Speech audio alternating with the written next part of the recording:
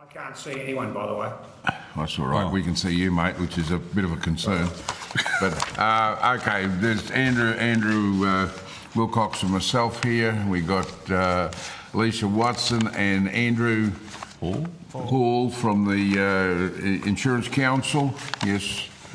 I know, I was just having a seniors moment. That's all right. You've got to give those to me, thanks. So our first witnesses are here, so we're ready to go. Okay, thank you. Okay, we've got somebody sitting in Brisbane. Okay. Okay, declare open this hearing of the Joint Select Committee on the Northern Australia for the Cyclone Reinsurance Pool. I begin with acknowledging the traditional custodians of the land in which we meet and pay my respects to elders past and present. I extend that respect to Aboriginal and Torres Strait Island peoples here today. The committee will be conducting today's hearing both in person and via video conference, and I have with me Andrew Wilcox, and who's my wingman today, and online we have Shane Newman, which we were just speaking with, and Susan McDonald. I'm not sure whether she's here yet, but she won't be too far. These are public proceedings being video streamed live via the Parliament's website, and the Hansard transcript is being made. Mr. Hansard, Mr. Hansard sitting in there. Nice to see you here. And broadcasting. I remind all witnesses in giving evidence to the committee they are protected by parliamentary privilege. It is unlawful for anyone to threaten or disadvantage a witness on account of evidence given to the committee, and such action may be treated as contempt. It is also contempt to give false and misleading evidence. Witnesses also have a right to request to be heard in camera. If witnesses object to answering questions, they should state the ground on which the objection is made, and the committee will determine whether it will insist on the answer having regard to the ground which is claimed. If the committee determines to insist on an answer, a witness may request that the answer be given in camera. I remind committee members and witnesses who are appearing via video conference and who are not speaking to mute their microphones. Now, first of all, I'd like to welcome representatives from Insurance Council of Australia. I understand the information on parliamentary privilege and protection and the protection of witnesses given evidence to parliamentary committees has been provided to you, and for the Hansard record, if you could please state your full names and the capacity in which you appear today. Thank you, Chair. Andrew Hall, CEO, Insurance Council of Australia. Thank you. Alicia Watson, Director of Regulatory and Consumer Policy at the Insurance Council of Australia. Okay, now I invite you to make a short opening statement, and that we'll move on to questions. Over to you guys. Thank you, Chair.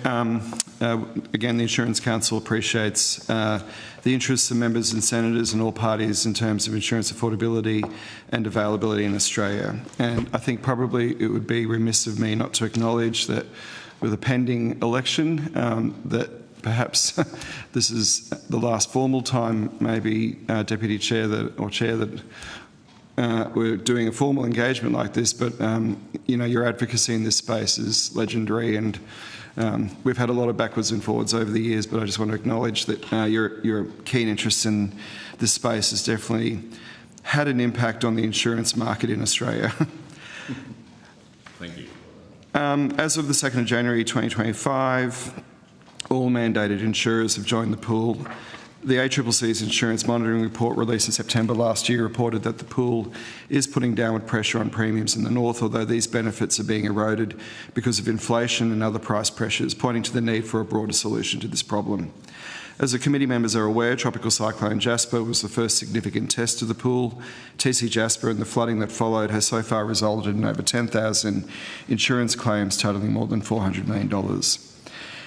It's now a year on since Tropical Cyclone Jasper, and the Insurance Council and the insurers are again on the ground in North Queensland, helping customers with claims in the wake of the storms and flooding that have impacted the region since last week.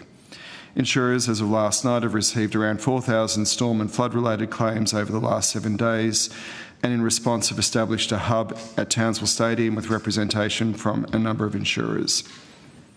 According to the National Flood Information Database, in the city of Townsville, there are at least 13,000 properties that face a 5% chance of flooding every year and a further 3,000 that face a 2% chance. Living with a 5% annual exceedance probability, as it's known these days, means that there is a 41% chance of flooding every 10 years.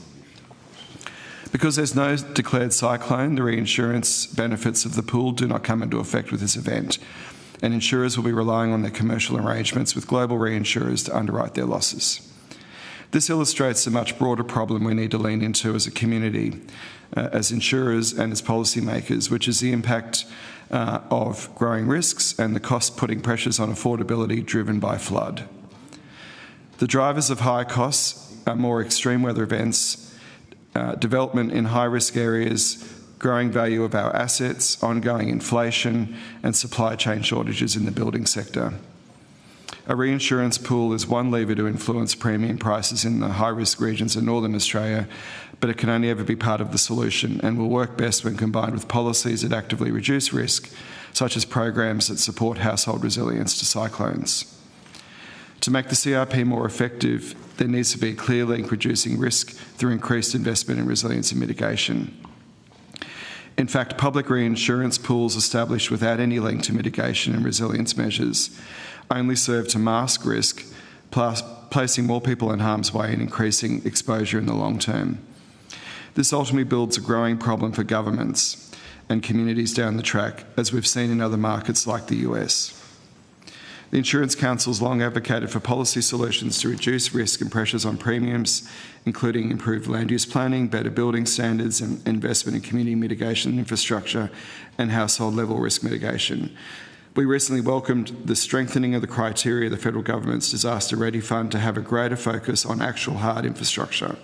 We know these investments better protect communities from physical, economic and social impacts of extreme weather events. In a cost of living crisis, however, we can't wait for mitigation and risk reduction programs to offer the critical protection and price relief needed. Immediate action is essential. Tax and regulatory reform would be the best option to immediately ease cost pressure on insurance premiums in the near term. It's a perplexing aspect of public policy in this country that at the same time the federal government is using its balance sheet to bring down the cost of reinsurance, state governments are reaping record receipts from the very insurance policies the CRP is designed to lower. If I can make one point, it's that this committee should use its influence to shift that paradigm, help the states wean their addiction to the 20% taxing arrangements of customers at a time when they need insurance more than ever, particularly in the cyclone-prone north. The ICA and our members will continue to engage with policymakers on the implementation and the effectiveness of the pool. Addressing the risk of cyclone and associated damage should be a priority for all governments in Northern Australia to keep people out of harm's way and improve insurance affordability. I look forward to answering any questions. Thank you very much. Shane, would you like to go first? I can't hear you. Still can't hear you. You're muted. Sorry. That's better. Okay, Mr Hall, the ACCC noted that the profitability of insurers is very, very strong. 2023 insurer profit increase by year showed IAG 37% increase, Suncorp 334% increase, QBE 129% increase, and UE 216% increase. So clearly insurers are doing well, clearly, in terms of profitability. So to what extent do you think there's a moral obligation that insurance companies have to their customers to reduce premiums? Thank you, Mr Newman, for your question. I think the issue of profitability is one that has the insurance industry has been grappling with now for at least a decade. I noted the figures that you referred to were year-on-year increases in profitability, and they are correct. They're correct because the profitability for all of those insurers recovered in the last financial year from historic losses that the sector has experienced over the previous couple of years. The actual product we're talking about today is retail home and contents insurance. The ACCC in its report in 2019 highlighted that over the previous, I think it was 8 years, I'd need to check that, but home and contents had been a loss-leading product for insurers in Northern Australia. And if we want to talk about level of profit, I guess it's important to understand how insurers make profits in this country. So if we go back to APRA data, which collects not just the listed companies which you're referring to, but also collects all the insurers that operate in this country, because they're also privately owned insurers and there's also mutuals. And I note that the state-based mutuals are in such a state at the moment that 2 of them have recently had to sell. So from 2012 to 2020, insurers made $5 for every $100 in premium collected. Because of the events then from 2020 to 2023, this dropped to an average of $1.50 for every $100 of premium collected. So the recent improvement in profitability, we go and explore what is driving that. Largely, when you unpack the results from our listed companies, you will see that the recovery has occurred in investment returns. So in other words, higher interest rates that the country's been enduring does actually return more money to insurers. And there's been an improvement, a softening of the market in commercial lines. So in other words, business insurance has been cross-subsidising now home and contents and motor for a number of years. We're still struggling when it comes to getting profitable motor lines of insurance. That's been driven by the fact that the market suffers from extreme shortages in motor parts. We're importing Chinese EVs in small quantities, which we don't have the parts to repair. We don't have supply chains that we can rely on, and the cost of motor insurance has therefore gone up. We're seeing the same problem across the board in home and contents insurance. I think this year, with the quiet 6 months we've had up until the start of last week, insurers' profitabilities will continue to recover. So if I look again back over the last decade, when insurance profits have recovered, so too have premiums have moderated, more insurers have come back in the market, and the market starts to become more competitive again as insurance look to grab market share. I think profitability is a good thing for the industry, and I think we've got to understand it in the full context of how we operate in this country. That would be the case, but in 2011 and 2013 we had cyclones in North Queensland, floods in southeast Queensland, fires in Western Australia, but still the industry remained incredibly profitable, and that's what the figures clearly show. So I look forward to the ACCC's report on profitability in 2025, and I look forward to doing that. But I'm just going to turn to some other questions, and they relate to the Cyclone Reinsurance pool. Clearly, it's not achieved, well, it has had some impact on premiums, clearly not achieved the hype that was put about it in terms of its efficacy and effectiveness in reducing premiums. So I'm interested from your perspective, and I see you talked about the fact of mitigation. So I'm asking you, where do we go with the Cyclone Reinsurance pool to fix this problem? Because clearly it cannot continue to endure the way it is because it's not achieving the public purpose for which it was established. So I think there is a mixed bag of results for the cyclone pool so far, and it really hasn't had its full effect until now. So the legislation set up for a rolling time frame for insurers to roll off their commercial arrangements and into the pool. I think the true test of it comes into effect really over the next 18 months and 2 years.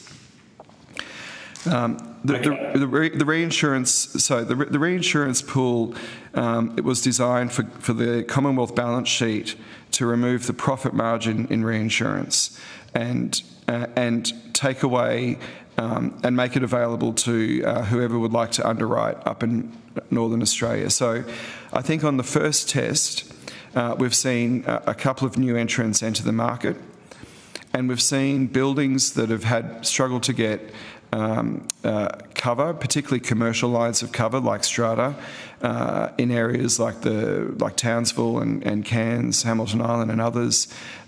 We've seen those have come back into the market, and people are now obtaining insurance once again because the insurers can get cover through the pool from the cyclone risk. The real issue that we have seen, and the ACCC report highlighted this clearly, was in the same time that the benefits of the reinsurance pool came in and that cheaper reinsurance pricing, it's been simply swamped by the cost of rebuilding. A 40% increase in the cost of rebuilding in 3 years has to be priced by the actuaries when thinking about a total loss. Compounding that is that in Australia, the lessons that have been learnt in the last number of years is that the cost of rebuilding in regional areas is becoming significantly more because we have an accommodation crisis. It's very hard to house the tradies that we need to bring in a surge capacity. I think about the recovery efforts from Townsville to Cairns now. We'll be faced with those transport difficulties and the like, and all those other factors that come into play. So it is an issue that insurers have been working through in the last few months quite deeply. We think there are some solutions to the problem, but we are working on what that is at the moment, and we are engaging with government and the opposition on this. Clearly, the 48-hour rule has been a contentious issue, but if we extended that beyond 48 hours, we'd be in a position where floods in Victoria would be covered under the Cyclone Reinsurance pool. But I'm interested in and you've made submissions and been involved in the House of Representatives Economics inquiry, which talked about flood failure to future fairness, where there was recommendations in respect of expanding the Disaster Ready Fund to improve flood resilience and infrastructure, and building back better, if I can put it like that. And secondly, you were involved in this because we had a resilient homes program that covered northern parts of New South Wales and southeast Queensland, but not areas that are currently being flooded at the moment, for example, between Mackay and Townsville, including areas in the hinterland.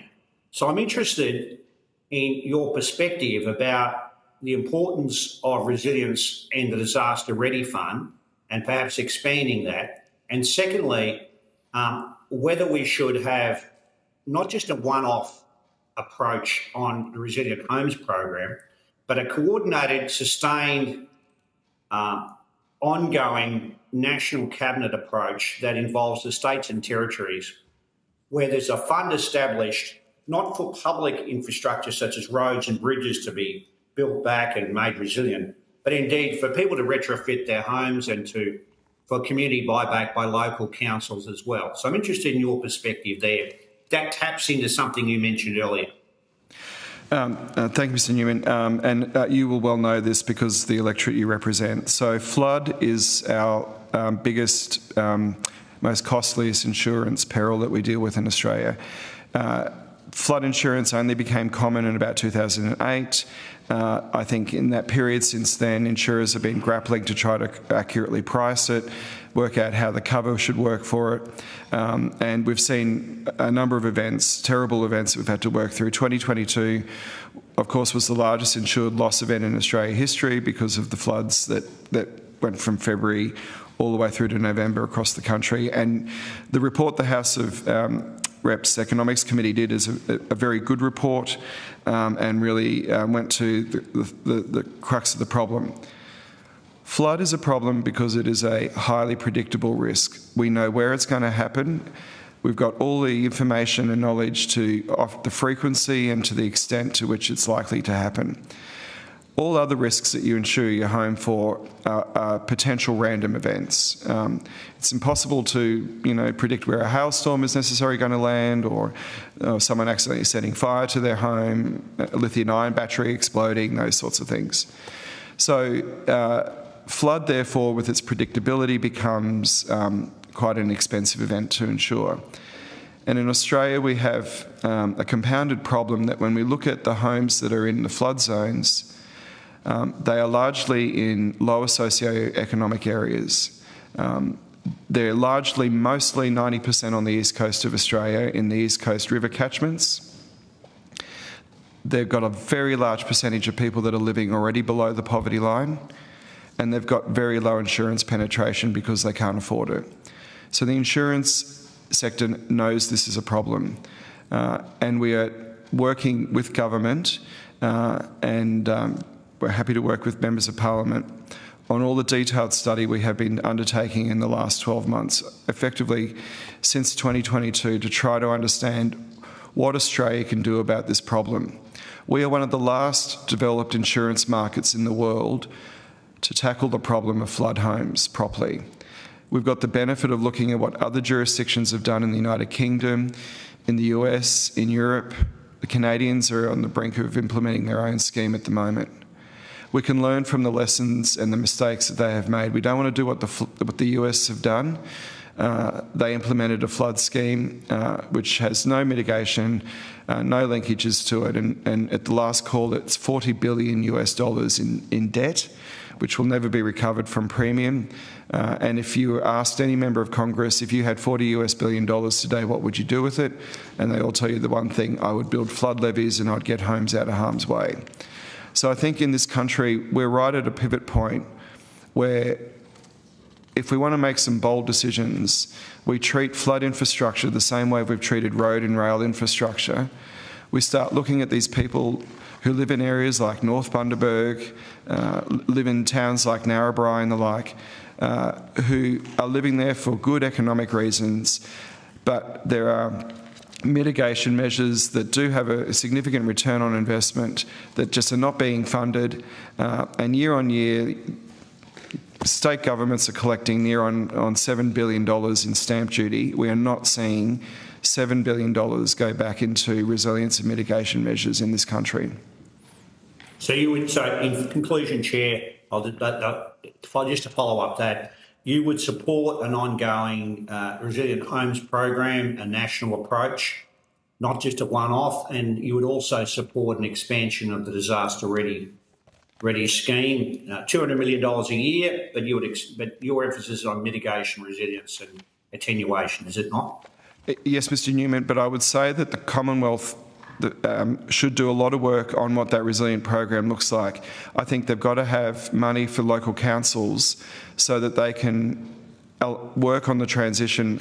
You know, quite often what you see under the current programs that are operating in Lismore and Brisbane is that homes are being bought back and maybe half the street gets bought back and the other half of the street isn't. So these areas are looking like a mouthful of broken teeth. Councils are no longer looking after the land, they're not looking after the streetscape. I think what we've got to do is incentivise local councils to have a plan on how to do managed buyback so that residents aren't left living in suboptimal conditions, those that haven't moved. But I think all of this needs to be linked with the plan that, while insurance affordability availability is important, but living in a safe home is what really matters.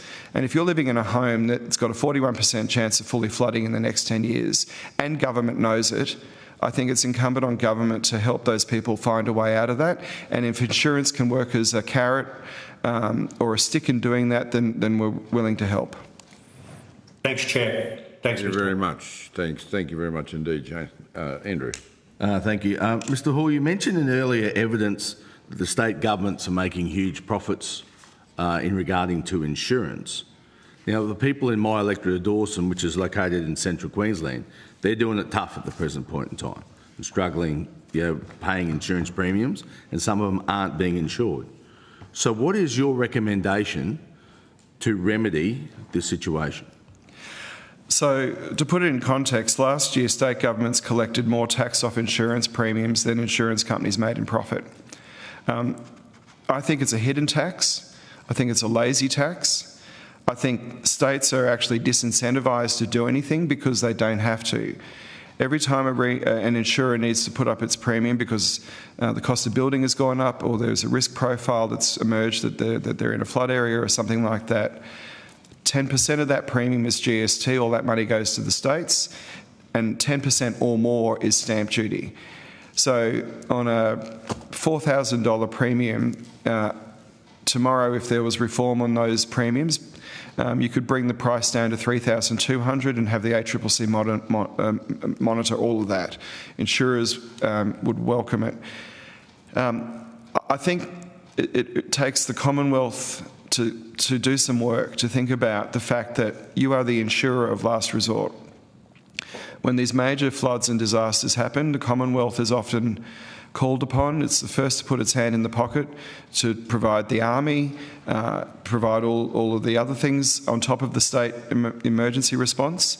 Once it goes over a certain amount, like we saw with the Resilient Homes Fund, it's the Commonwealth taxpayer that's paying for the buybacks, that's paying for the house raisings. I think there needs to be a really thorough examination of Commonwealth-state financial relations to try to either incentivise the states to put more money into preparing communities against natural disaster, or the Commonwealth just take it all on and deal with it. But, we're in this problem where 3 levels of government are involved. One level of government is receiving all the revenue, that's the middle level, and the top level of government is left to pick up the bill. Thank you. And is the reinsurance pool saving insurance companies money? It will be...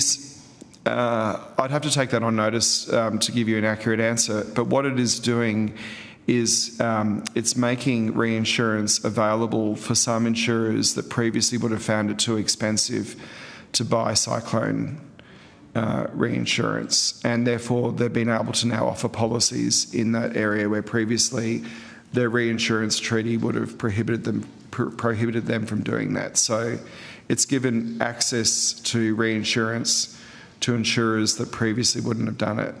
So it's allowing access, but we don't know the quantum if there's actual savings to the company. Well, the ACCC has been monitoring that, and they found that all the savings are getting passed through. But this week is proving the other problem, though. This is not a declared cyclone event. So the insurers now are relying on their reserves, and it is a manageable event. With 4,000 claims at the moment, this will be a manageable event. But they will rely on their reserves, and if they go over their reserves, their private reinsurance treaties kick in. So if you just could take that on notice just to see if the insurance companies are making money from their reinsurance pool. And then my second point to that is what levers are being pulled to actually pass those particular savings on to the consumer? Well, I guess my point is that we are being price monitored. So insurance is now very closely price monitored because of the reinsurance pool. So insurers are providing all that data to the ACCC. The ACCC is reporting on that. And so I'd need to go back, but that is the whole point of what the ACCC is doing at the moment with insurers, is ensuring that the rate card that the ARPC offers insurers, the full benefits passed through and not more than that. What they've done, I think, in that report is that they've also been able to get line of sight over the fact that building costs have gone up for insurers and that commercial reinsurance has gone up around 30% in the last 2 years as well. So we're still forced to buy commercial reinsurance. You've got to still protect yourself for an event like what's happened now. But you know, the wind element of Cyclone, which is the major driver of the Cyclone piece, that has become more available to more insurers, and that's why you've seen a couple of brands come back into the market.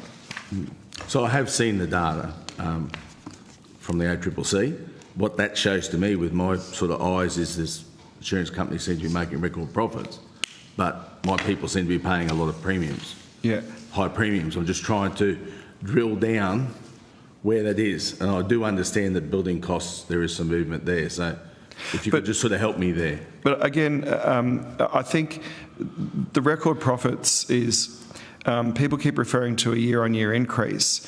I'm going back over 10 years and looking at what has the profit margin been for insurers in this country.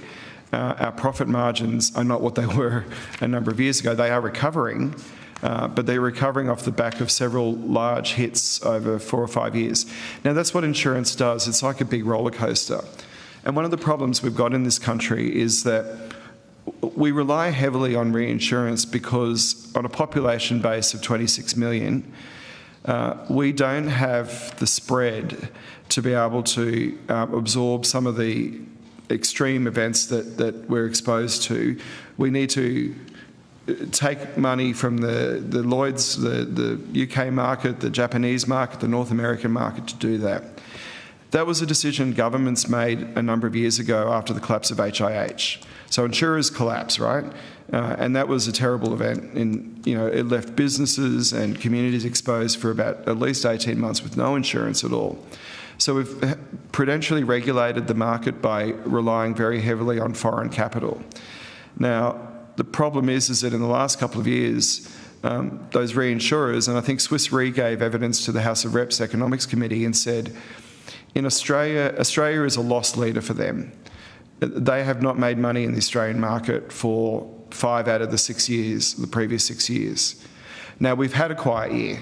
Up until the start of last week, even the bushfires down in the Grampians have largely been in national parks and those areas. We actually have had one of our quietest years in many years. So I'm expecting that insurers will be recovering at the moment. And if we look at the last 10 years, what happened in 2016, this happened in 2016. We had a couple of quiet years, insurers recovered profitability, and premiums came down. So it's a cycle that happens like this, and I think this is what we're probably entering into now. Appreciate that. Touch wood. Appreciate that. And just to use your analogy with a roller coaster up and down, I'm a bit concerned that some of my people are getting derailed. No, we are too. Very worried about it. Thank you. Thank you. Thank you, Andrew. Just a couple. First of all, Shane made reference to the effectiveness of the reinsurance pool.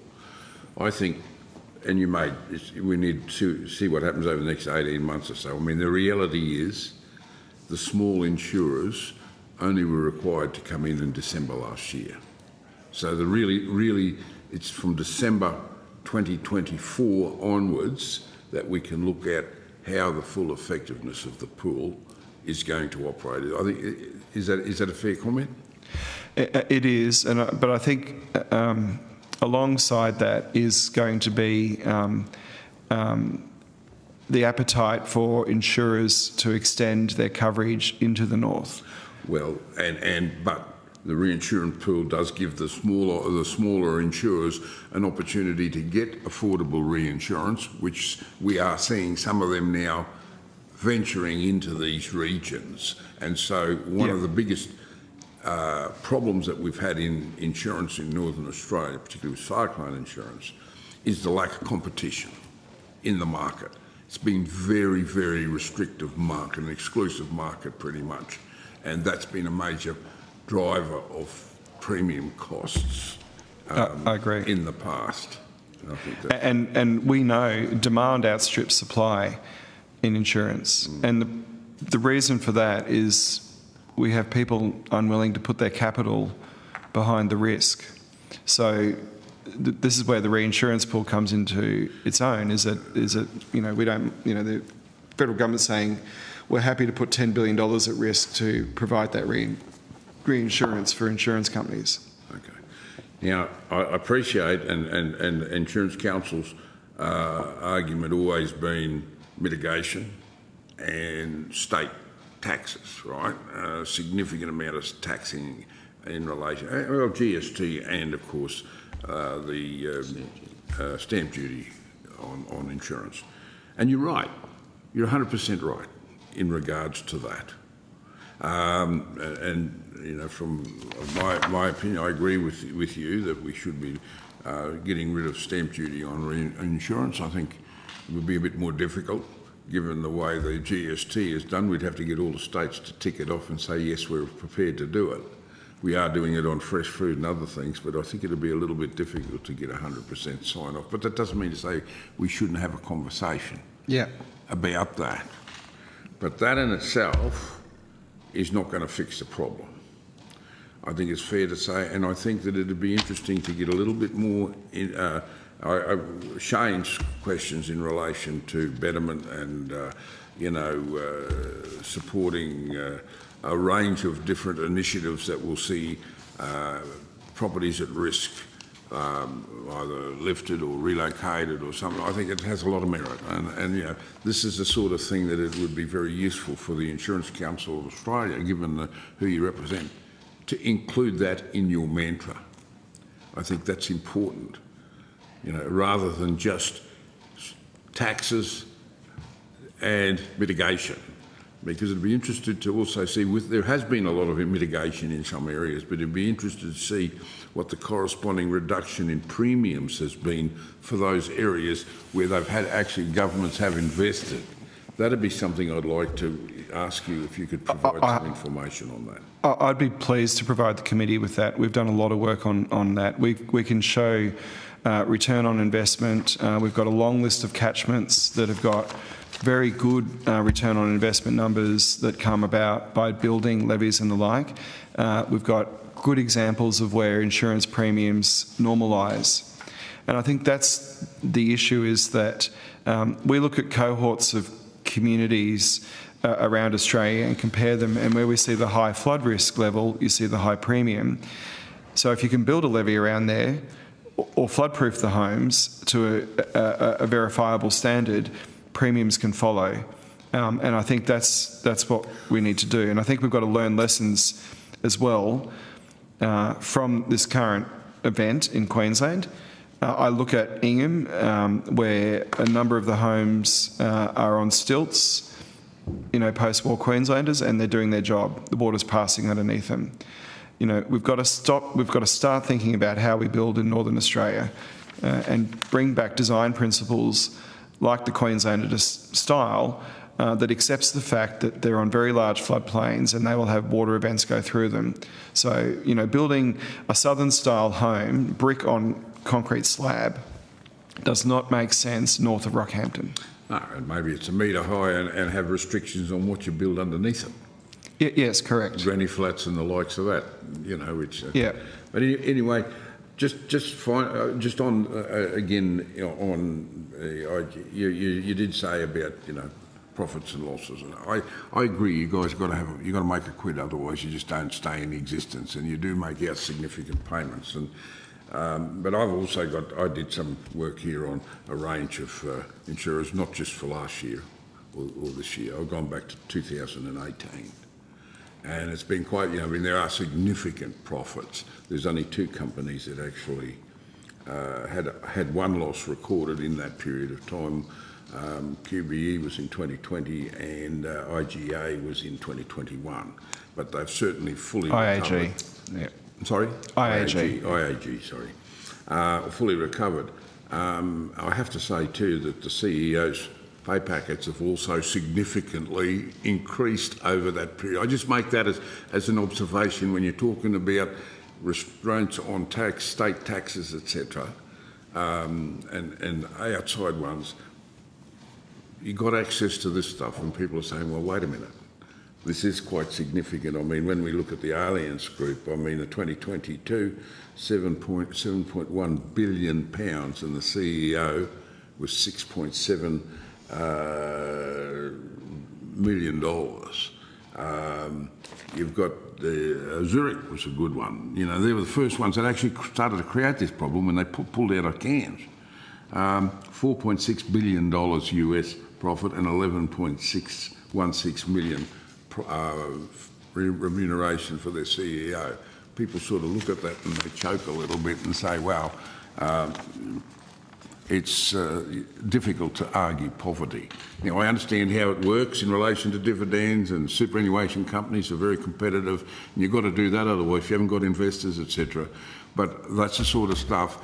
If you're only talking about state government taking the money and mitigation, you need to be able to say, well, rightio, this is what else you need to do, because it's not just one or single issues of solution. Now, the other problem that we're leaving that alone, I've got a NEMA here, the National Emergency Management Agency dashboard at 1600 hours on the 2nd of February 2025. I got a briefing on this the other day.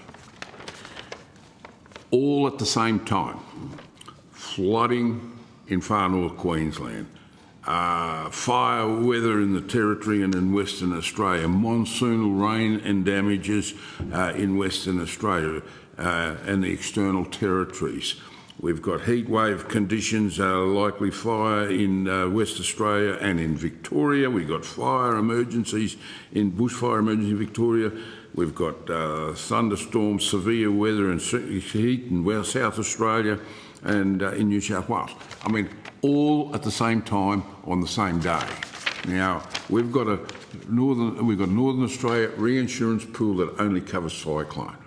In that period of time, we had the reason that this event happened is because we had a low, but because it wasn't named, it wasn't covered by the pool. We've had this massive, and we've seen the same, similar thing last year, or year before last, with Jasper.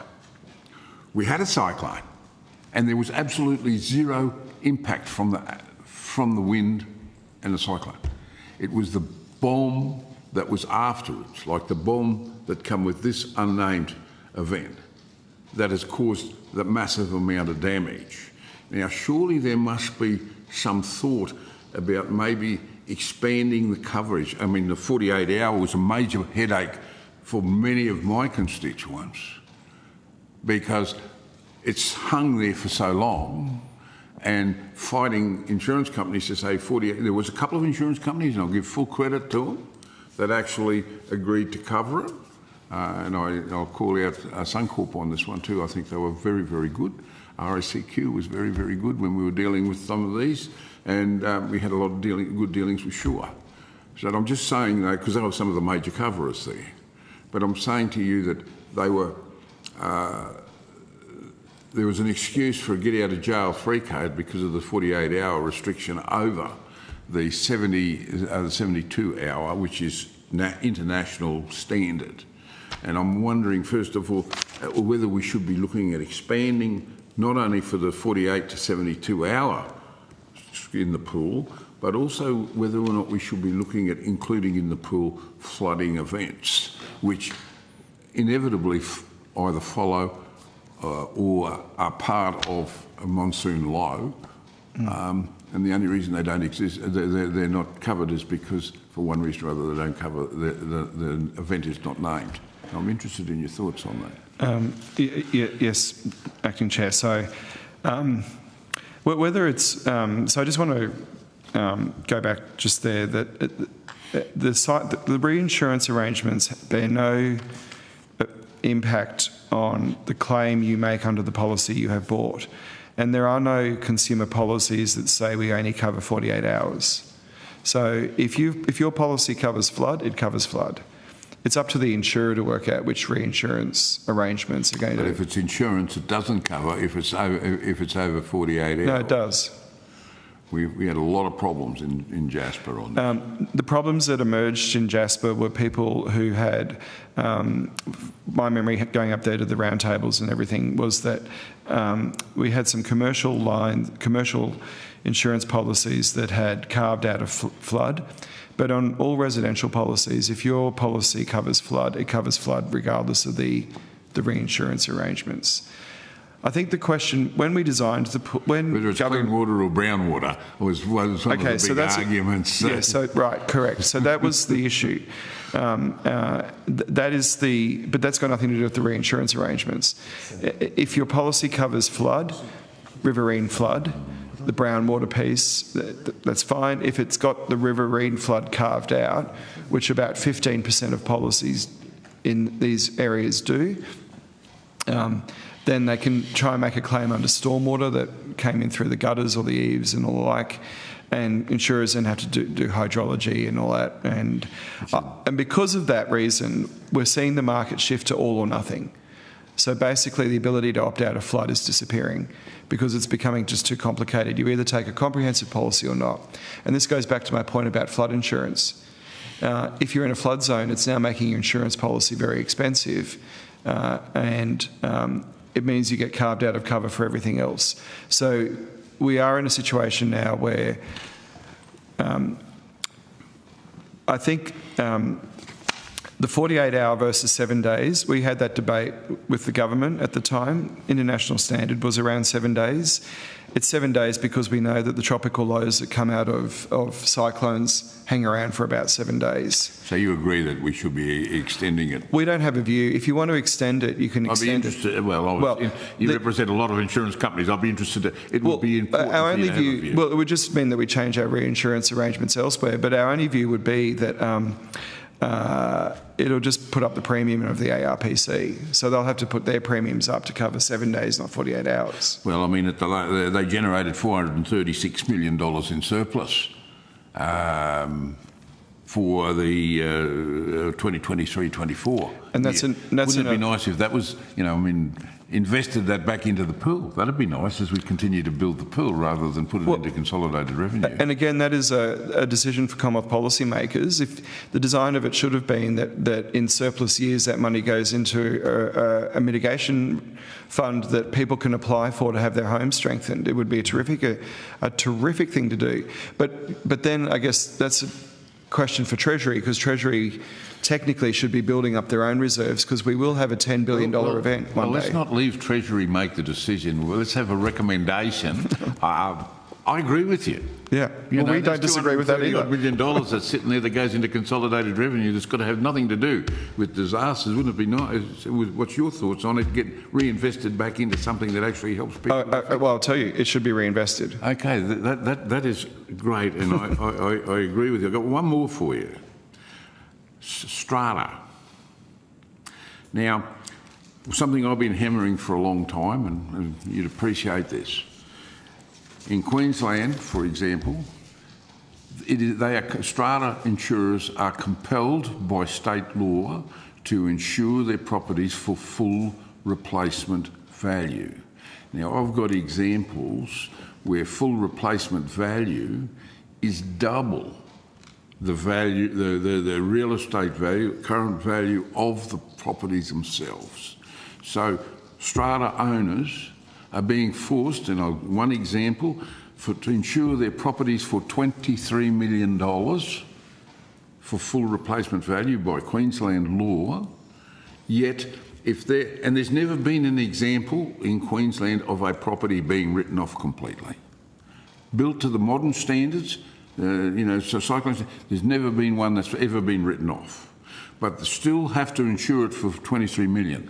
Now, if there was an event, and for a first of, the company decided we're going to write this building off, what's the chances of policyholders in that strata who have units that are valued between $500,000 and $600,000, which a total value of 22 units is around about $13 million.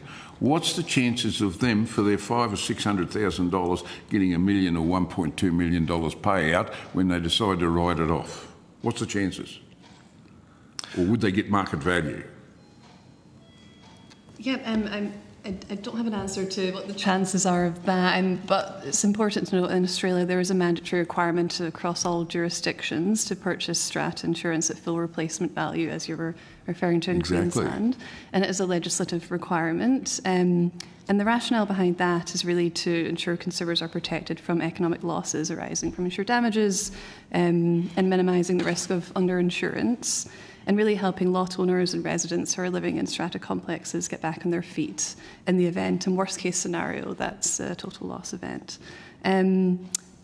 The Insurance Council released a policy paper on improving consumer outcomes in strata insurance and strata complexes in November last year. That does contain a number of recommendations to improve and de-risk strata complexes. And we were happy to provide you a copy with that as well. And we are aware that the affordability of strata insurance is a growing concern, especially as more Australians are living in strata complexes, and that's only expected to increase over time. If I can add, so it's not a problem confined to Queensland. The strata insurance is a challenging area across this country, and if we're going to address the housing crisis, increasingly people are going to be living in strata. But you wouldn't want to force them to be. You don't want to continue to force them to be paying double the value of their units. Well, again, it comes down to valuations and all of those things. I guess it's a decision for state-based policymakers, and I think the risk they're weighing up is a scenario where people would be left underinsured for the replacement. Now, I agree, we've got very many good builders and constructions that have gone on. Having said that, though, I live in New South Wales. I have seen brand new complexes in New South Wales that are uninhabitable because they're at risk of falling down.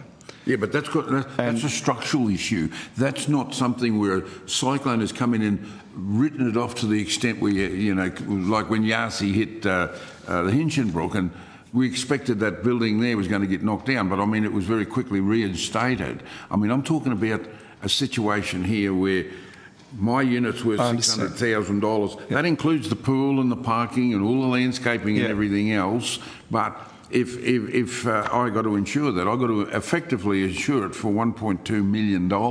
Yeah. And the best I can expect is a $600,000 return if it's written off. And if it is written off, the highly likelihood of me now sitting there while they fell the site and start rebuilding again is highly, and I'll go and buy another bloody unit at $600,000 somewhere else, because there are units on the market. Well, I mean, with a house, they would. I guess it's a question for policymakers at the end of the day. Acting Chair. Do you agree? Do you agree? When you talk about affordability and effectiveness, don't you agree that this is an impact on?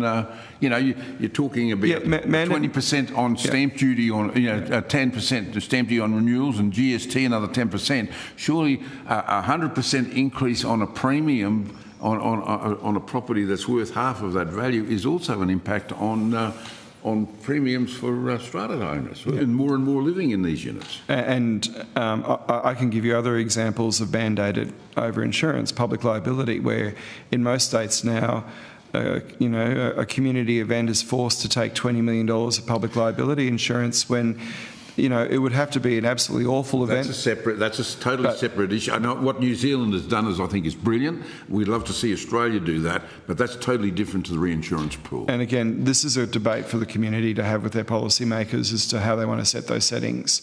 I think... so you haven't got an opinion on it? Well, look, we can talk about it with our strata committee, but at the moment the laws are what they are in Australia, and we have to follow that. So are the laws in relation to stamp duty on renewals, but you're advocating for changes there. It'd be nice to, we're going to have people up next. I think it's important to be thoughtful about it, because at the end of the day, there are examples of buildings that have completely collapsed. And the Chamberlain Towers in Miami is a good example of that. And I think that sent shockwave. From a cyclone? No, because it had a leaking pool deck, and in the middle of the night, the pool deck collapsed and dragged the whole building down and killed 100 people. Yeah, but it's and it was built in the 1980s. And so I think at the end of the day, insurers do look at building design around the world, and they do want to be able to make accurate decisions around the value of the underwriting. But I'm very happy to take back the position. It's not something. I'd be interested in getting a feedback on that, please. Yeah. I'm sorry, we've got to wind up on this one because it's. I'm looking time, and I've got Susan McDonald here as well. Senator McDonald, it's lovely to have you on board. Thank you, Chair. I was hoping to ask some questions of the Insurance Council, but I can see you're going for time. You've off on a fair bit. May I just ask one question, though, please? Yeah, and what I'd like you to do is your other questions, if you can put them on notice and send them into the Insurance Council. I really appreciate that. Go for your question. Yeah, thank you. Good morning, Mr. Hall and Ms. Watson. Thank you for coming today. I've just been up in Ingham yesterday, which was not a cyclone-related action, but I was reminded about the excess payments that are now, $10,000 per item for most, for a lot of policies in that area. Are you seeing that the reinsurance pool has assisted with that affordability piece for excesses as well as the total premium amount, or how are you seeing that interact? The reinsurance pool doesn't dictate the excess amount. Excesses are what an individual will set in trying to determine what premium they want cover for. And often, again, this goes back to my point about flood areas. One of the levers people have to reduce their upfront premium costs is excess. If they don't want to carve out the flood cover, it would be excess. And I'm not surprised that there are people that have taken... A lot of insurance companies, though, cap their excesses at $2,000, or it's very hard to, or $5,000. It's very hard to get to $10,000. So maybe you could bring to us some of those examples, and I'd have a look at them. Thank you, and I will provide the rest of my questions on notice. They were around inflation and the cost of insurance. So thanks very much for that. Thanks, Chair. Thank you very much indeed. And thank you very much indeed for you taking the time to be here. I know we've gone a little bit over time, but I think it's important that we have that information. Yeah. Some of the questions that we've put on notice, if you could, and any other things that you think is relevant to the reinsurance pool. It's a bit of a challenge here at the moment, given that there's something unfolding at the moment that, technically should have been in the reinsurance pool, but it's missed out because the event wasn't named. But I would greatly appreciate that. And Senator McDonald and Shane, I mean, we're all limited in time here. If you've got any other questions you'd like to fire off, and Andrew, could you put them in on notice to the Insurance Council show? I'm sure you'd be very happy to respond in writing. Sure, yeah. Thank you. Thank you very much for your time. Thank you very much. Thank you. Rightio, we're going to move on very quickly because I've been watching Tyrone sitting there very patiently, probably listening with some interest in relation to questions on strata, and I'm sure you'll give us some feedback there. Look, I welcome Mr. Tyrone Sanderman from the Australian Consumers Insurance Lobby via video conference. I understand that the information on the parliamentary privilege and the protection of witnesses giving evidence to the parliamentary community has been provided to you. There's a nod in the head. Yes, it has. For the Hansard record, if you'd like to state your full name and your capacity in which you appear. I just let you know, Tyrone, we've got Shane Newman from the committee. We've got Senator Susan McDonald, and I'm not sure whether you can see them, but you can certainly see me and this very unattractive man sitting beside me, whose name is Andrew Wilcox. So okay, thank you. I now invite you to make a very short opening statement. Then we'll move on with some questions. Yeah, thank you, Warren. It's Tyrone Shanderman from the Australian Consumers Insurance Lobby, and thank you for the opportunity to appear before the committee today on behalf of our organisation. It's a privilege to represent an organisation that has been at the forefront of advocating for insurance outcomes for consumers, particularly in Northern Australia. While at times our stance may have been perceived as critical, our advocacy has always been driven by one objective: ensuring that the pool delivers the best possible outcomes for consumers. It's encouraging to see the pool now over 2.5 years since its inception delivering meaningful results. We've seen large strata buildings previously reliant on the insurer of last resort, Lloyd's, achieve significant premium reductions. For example, Whitsunday Waters Resort, which was paying $334,000 in premiums, has seen costs drop to $87,000, a 73% saving. These are real, tangible benefits that make a difference to homeowners and communities. ASOR firmly believes that the Cyclone Reinsurance Pool is the right mechanism to generate the savings needed for consumers. The framework is sound, but with some targeted refinements, the pool could deliver even greater benefits. That's why we're here today, to advocate for critical improvements, including fairness in modelling, ensuring it accounts for both historical data and future climate change projections, using surpluses for mitigation, with the call for this committee, ARPC or Treasury to commission an actuarial report quantifying the cost-benefit of mitigation measures to support informed decision-making, expanding the eligibility criteria to allow more consumers to access the pool benefits, addressing gaps in cover, particularly around flood events, greater transparency in rate settings so consumers understand how premiums are determined. I hope to expand on these issues further during today's discussion. I also want to address the role of insurers in this issue, because consumers have been let down time and time again. The industry's conduct has been frustrating and at times outright obstructive. In 2015, when the Northern Australia Insurance Premium Task Force was created, the industry claimed there was no market failure and that the reinsurance pool would be unworkable. How ironic to see these very arguments fall apart with time. The industry has made misleading claims, such as the assertion that marine insurance in the pool would only have a 5% impact on consumers, while marinas in your electorate are paying 3 to 4 times normal premiums with cyclone excesses of $500,000. Delays in insurers' participation has meant that consumers did not see the benefit of the pool as quickly as they should have. Even after joining the pool, insurers continue to refuse to insure new business in certain sectors such as strata. Allianz and Chubb, for example, still refuse to underwrite new business in strata, while the industry justifies this by essentially saying they might have to pay a claim, which of course is the entire purpose of why they're in business. Beyond the Cyclone Reinsurance Pool, the industry continues to fall short on consumer protections, with current proposed changes to the 3-year General Code of Practice falling short of failing to address systemic issues exposed in government inquiries and industry reports. The response can best be described as superficial changes and window dressing. This behaviour only reinforces the reality that the insurance industry cannot be trusted to regulate itself or put consumers first. Their submissions are driven by profit motives, not by the needs of policyholders. That's why ASOR was formed, because consumers needed a voice in an industry that consistently prioritises profits over fairness. We urge you as elected representatives to see past the industry's rhetoric and act decisively.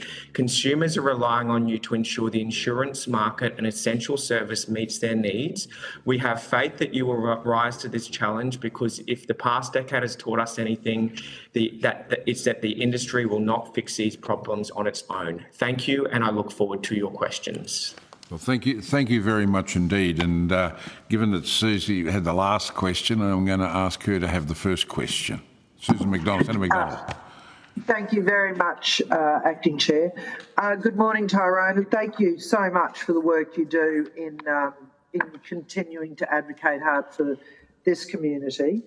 Tyrone, I wanted to ask you about, do you have any data on the people that you're talking to who have insurance, do not have insurance, or who are underinsured, and whether or not there's been any movement as a result of the reinsurance pool's introduction?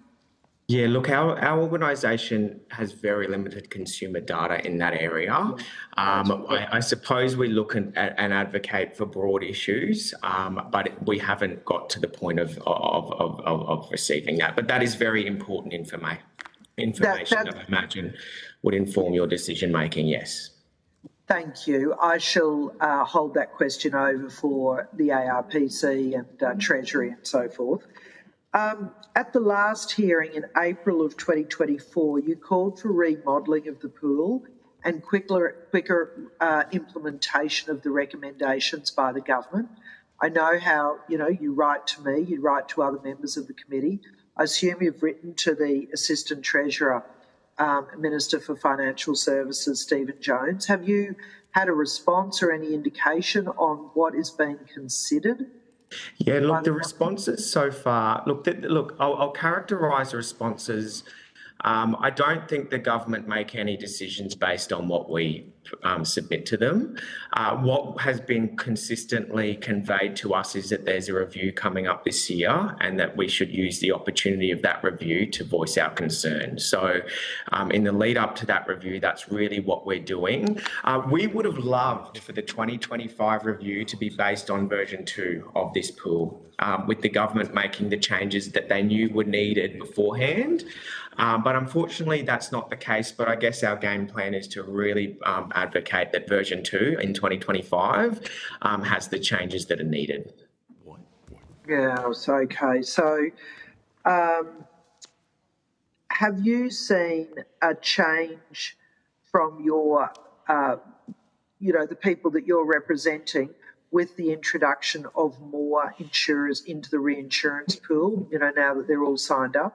Yeah, absolutely. I think with more insurers, we are starting to see a lot more options for consumers and a lot more choice and a lot more competition in the area.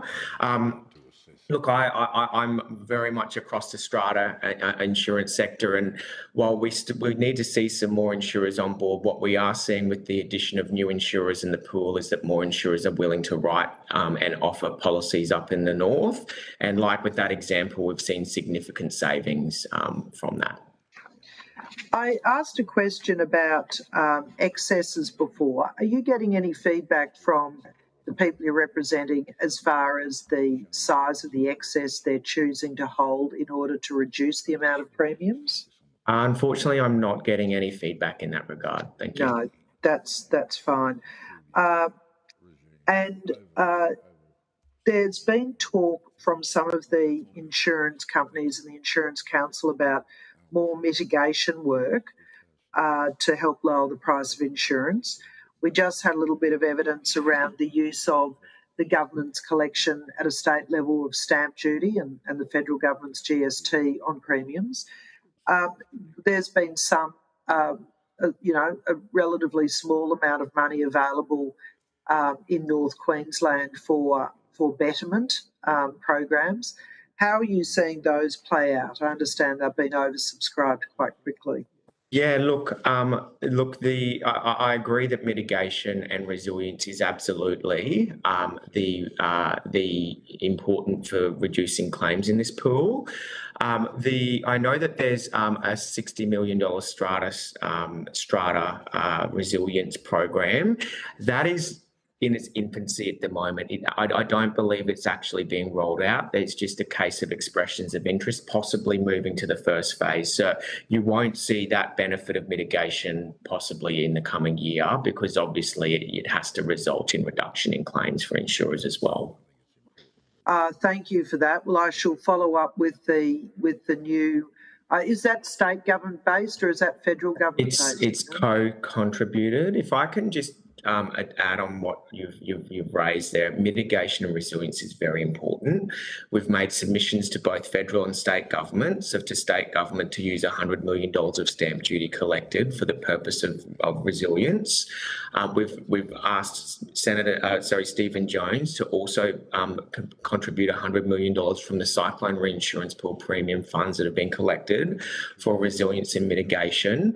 And what we would like is for this committee, the ARPC or Treasury, to commission an actuarial report from an actuary like Finity to give you a cost-benefit analysis of mitigation. So if you do something like fixing roofs, how much does it cost? What does it result in reduction in claims over 1, 3, 5 years and the lifetime of that benefit? We really believe that that is important for you as policymakers to know what the cost benefit of any mitigation is, because there's no point spending money if you're not going to get the return.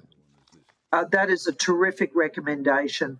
I think I need to hand my time back to the committee, but I really appreciate you coming on and the work you're doing, Tyrone. Thank you. Thank you. Thank you, Susan. Shane, over to you, mate. Thanks, Tyrone.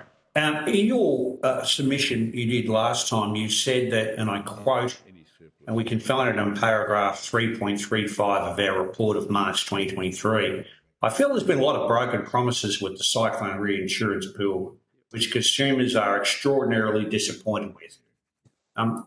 Can you expand on that, and do you maintain the same sort of position? Because you seem a little bit more optimistic this morning.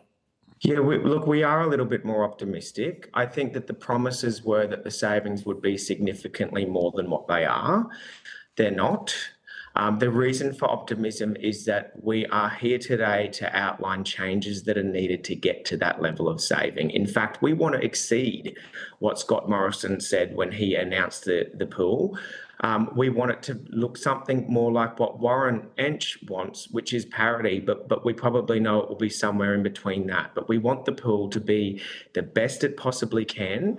Consumers are not seeing the savings that they need or expect, but we do believe with the right changes, you can get there. Now, in your submission, you talk about a $100 million program with a number of components that deal with pre-cyclone inspections, resilient grants and subsidies, cyclone shutter rebates. It's all about cyclone-rated roof replacements, retrofitting, installing cyclone-rated shutters and mesh screens. It does remind me of a visit I did up to James Cook University at their cyclone testing station up there in North Queensland, Townsville. And I'm just wondering whether indeed you've been there, and indeed whether that particular centre, which seems to receive a lot of corporate funding to deal with certain products, should be looked at in terms of more government funding to do the testing in respect of this matter.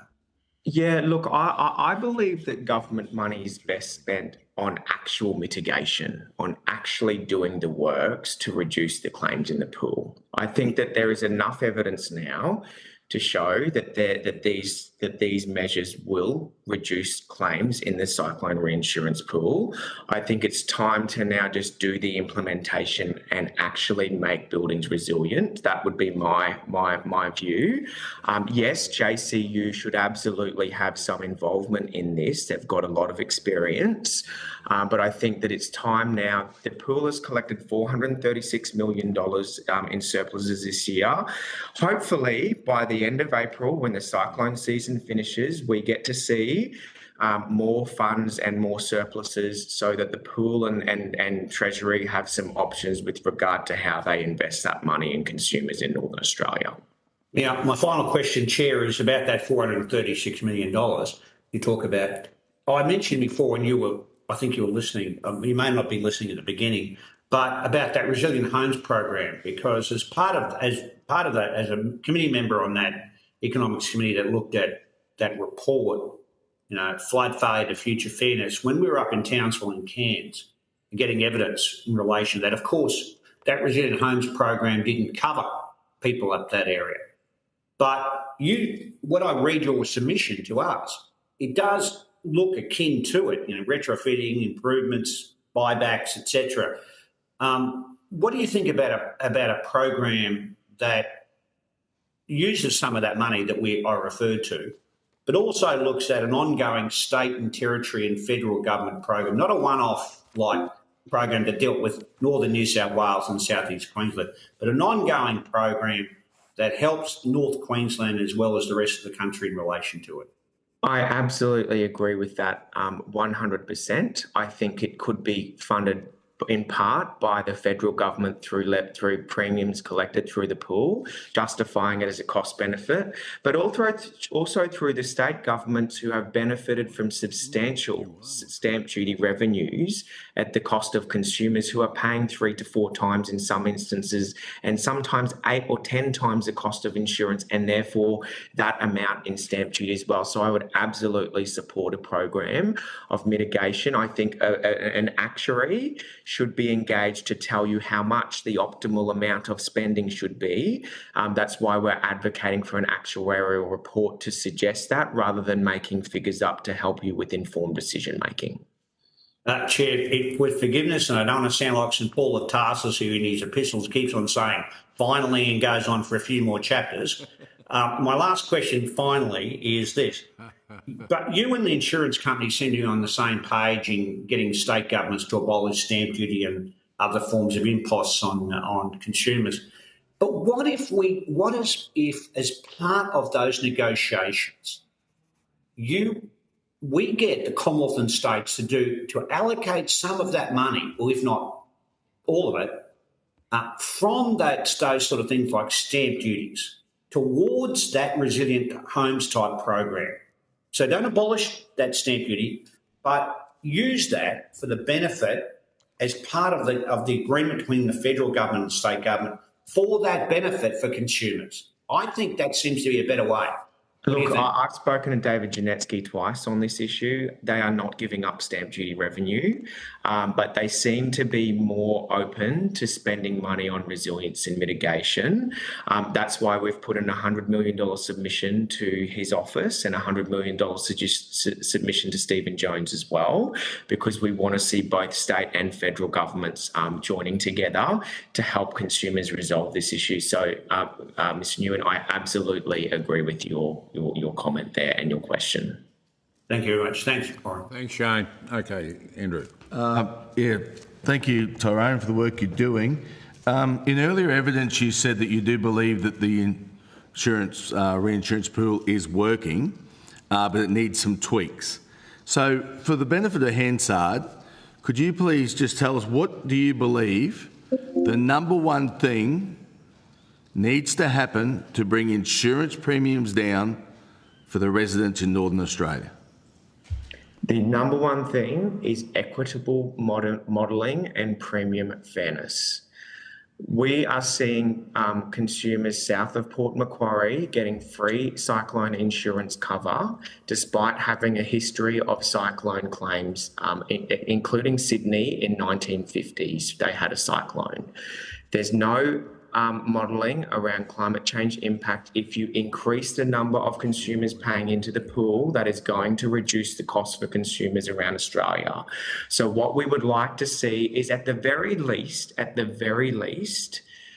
the pool take into consideration historical cyclone activity and changing climate impact.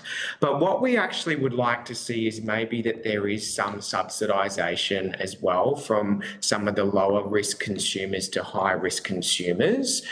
That's what we believe would be the number one thing, is having more people paying into the pool. And that's what we believe, followed very closely by our discussions today with mitigation measures. Thank you. And I'm just changing gears here, marine insurance. So it's a very big issue in my part of the world. Originally it was going to be involved in the pool and now it's not. Seems to be some rhetoric around because it's going to make the pool, it's going to be too expensive or something. Could you make comment on that, please?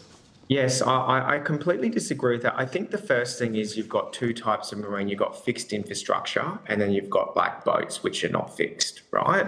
I think at the very least, just focus on your fixed infrastructure like marinas, jetties and pontoons.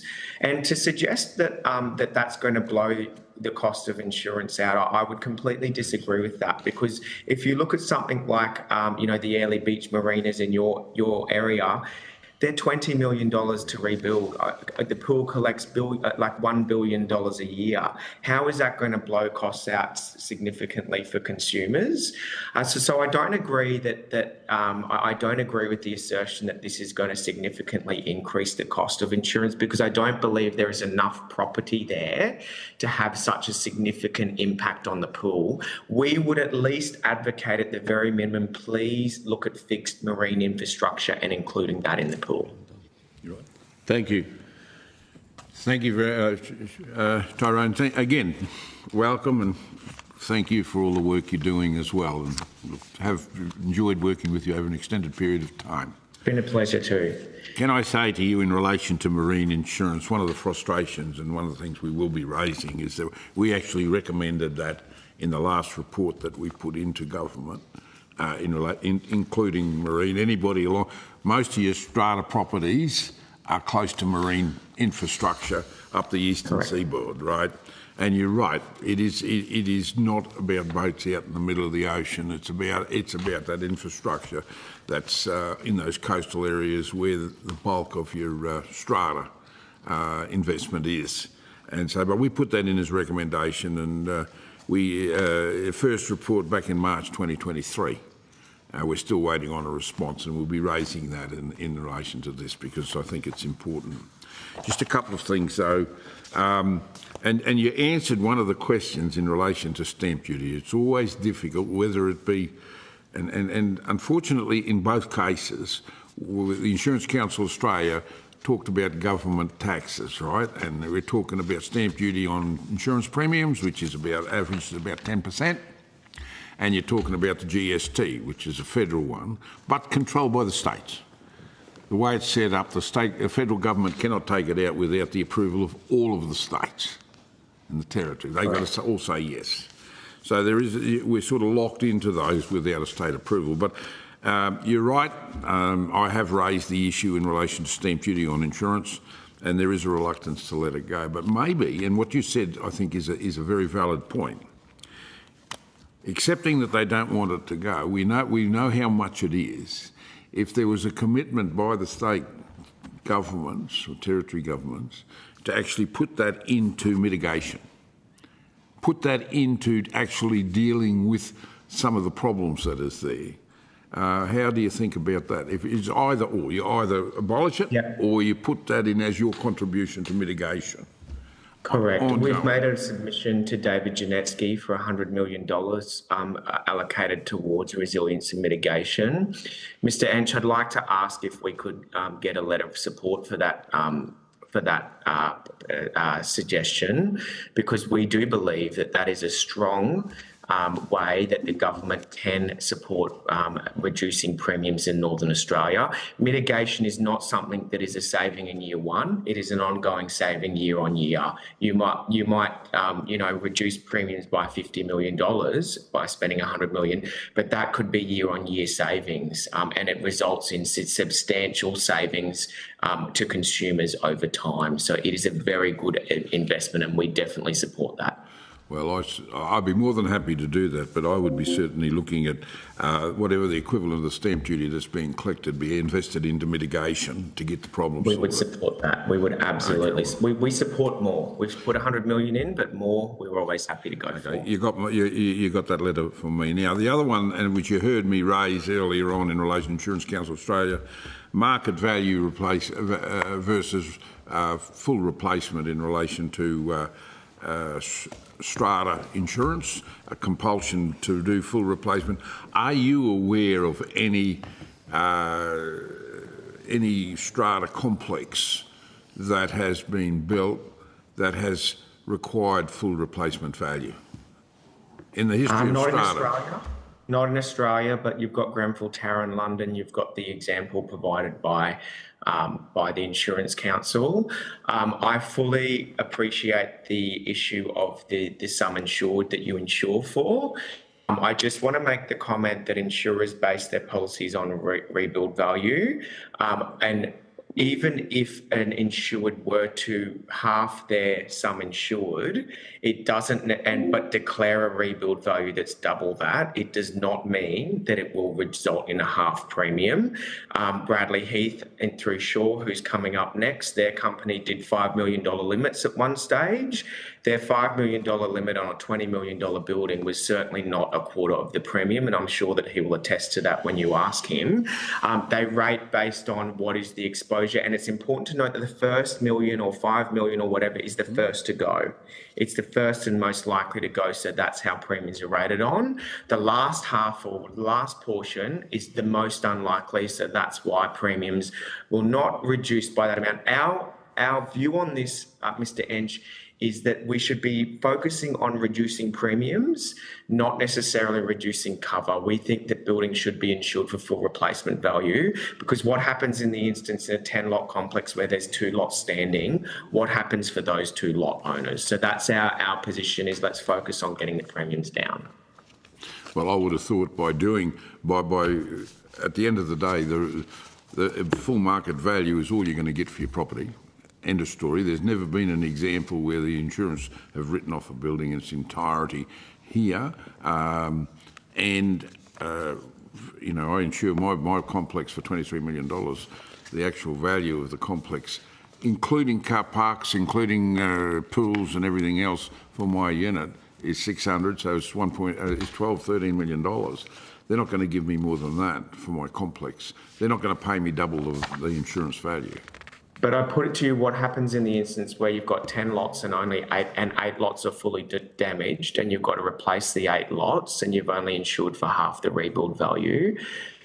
You can't, that's really, there are some complexity. Like I understand where you're going with this, but I think the way to resolve this issue is to actually reduce premiums for consumers in Australia. And I think that the work you're doing in the pool is fantastic in that regard. And I think that that's really helping consumers the most. And we've seen that with the 73% saving for Whitsunday Waters Resort in Andrew Wilcox's electorate. Like that is a substantial saving, and the owners are happy in that instance, and they're happy to insure for full replacement value in that instance.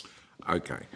We'll leave it at there now because we're running out of time. But what I'm going to do, I see you've got this affordable insurance for Northern Australia Cyclone Resilience proposal that you have submitted. I would like to table that to make sure that's incorporated into thing. And is there anything else you'd like to say before we wind it up? Yeah, look, thank you very much. We'd like to make a further submission just on expanding the eligibility to consumers. I'll put that in writing if that's okay. I'm so glad Bradley Heath is coming up next. We awarded Shaw a Consumer Choice Award to our organisation for their commitment to consumers in Northern Australia. So thank you, Bradley, for all of your support, particularly to some of those strata buildings up there that have really struggled with insurance. You've come on board and supported cover for consumers in Northern Australia, and we appreciate everything you do for consumers, just like we appreciate everything this committee has done for consumers in the last 3 years. We really appreciate the support you've given us. Thank you. Thanks, Tyrone. Thank you very much, Tyrone. Now, any further information you'd like to table, if you could do it before the 24th of February, that would be greatly appreciated. And any of our committee members, if they have any further questions they'd like to put in writing, we'll get them to you straight away. But the 24th, we'll set 24th of February. And I might also add, we'll have to reach out to Insurance Council Australia to make sure that they are also aware that the 24th of February is the deadline. Thank you very much indeed for your time. Thank you, Mr. Ench. It's been a pleasure working with you. Thank you. Thank you. We're going to move on straight away. I see Mr. Heath very much patiently waiting there. Nice to see you, Bradley. Good to see you. Mr. Ench, good morning. I now welcome Mr. Bradley Heath from Shaw Insurance via video conference. I understand that the information on parliamentary privilege and protection of witnesses giving evidence to parliamentary committees has been provided to you. There's a nod in the head, yes. And for the Hansard record, could you please state your full name and the capacity in which you appear today? Bradley? Full name. Good morning. And capacity. Thank you, Chair. Bradley Heath, Managing Director of Sure Insurance. Okay, thank you very much. I'm now going to invite you to make a short opening statement, and at the conclusion of any remarks, I'll be inviting members of the committee to ask some questions. Over to you, Bradley. Thank you, Chair, and good morning, Chair and committee members. Sure Insurance is pleased to appear at this public hearing, and I thank the committee for the opportunity today. Firstly, some brief information on Sure Insurance and its unique insurance provider model.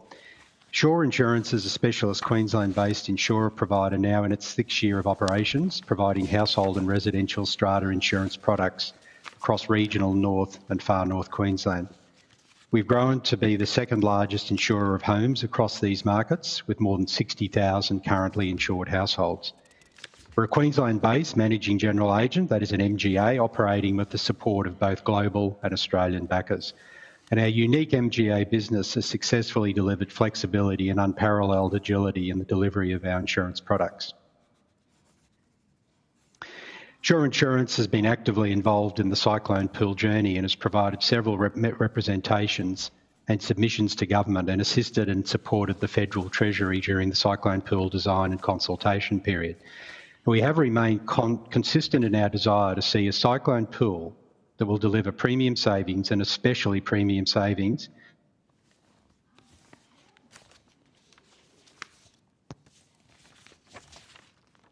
Sorry, Chairman, I'm just getting some interference. Stop it, Andrew. I'm sorry, Chairman, it's some interference in my headset. We've remained consistent in our desire to see a cyclone pool that will deliver premium savings, and especially premium savings to those policyholders that most need cost relief. I would now wish to move forward to specific relevant points concerning the pool. Now, we believe amendments to the Cyclone Reinsurance Pool legislation will deliver additional household and residential strata insurance premium savings. Specifically, an extension of the current cyclone pool 48-hour window of cover to 168 hours will further improve those savings. Now, I'll make reference to the actuarial modelling into the impact of an extension of cyclone pool cover from a period 48 hours after the end of a declared cyclone to that of 168 hours, which was last year commissioned by the ARPC at the request of the Assistant Treasurer and conducted by Finity and Risk Frontiers. I understand this report has been made available to committee members. Now, our recent experience from both cyclones Jasper and Kirrily has provided us with a further unique position of practical knowledge on the operation and how the cyclone pool performed under its first substantive test. Now, a critical element of our previous submissions and subsequent discussions has been to highlight the need to ensure that there are no gaps between the cyclone pool coverage and what traditional reinsurance cover provides, essentially to ensure that customers are not paying twice. Unfortunately, our previous concerns have been highlighted in the Tropical Cyclone Jasper scenario. Now, Sure holds the 2nd largest market share, we believe, in the Cairns home insurance market, and Sure Insurance losses from Jasper were over $94 million. However, under the current 48-hour cover definition, only 22.8% of that loss will be recovered from the pool. In comparison, had the 168-hour coverage period been in place, we estimate 99.3% of the losses would have been recoverable from the pool. Let's call it 100.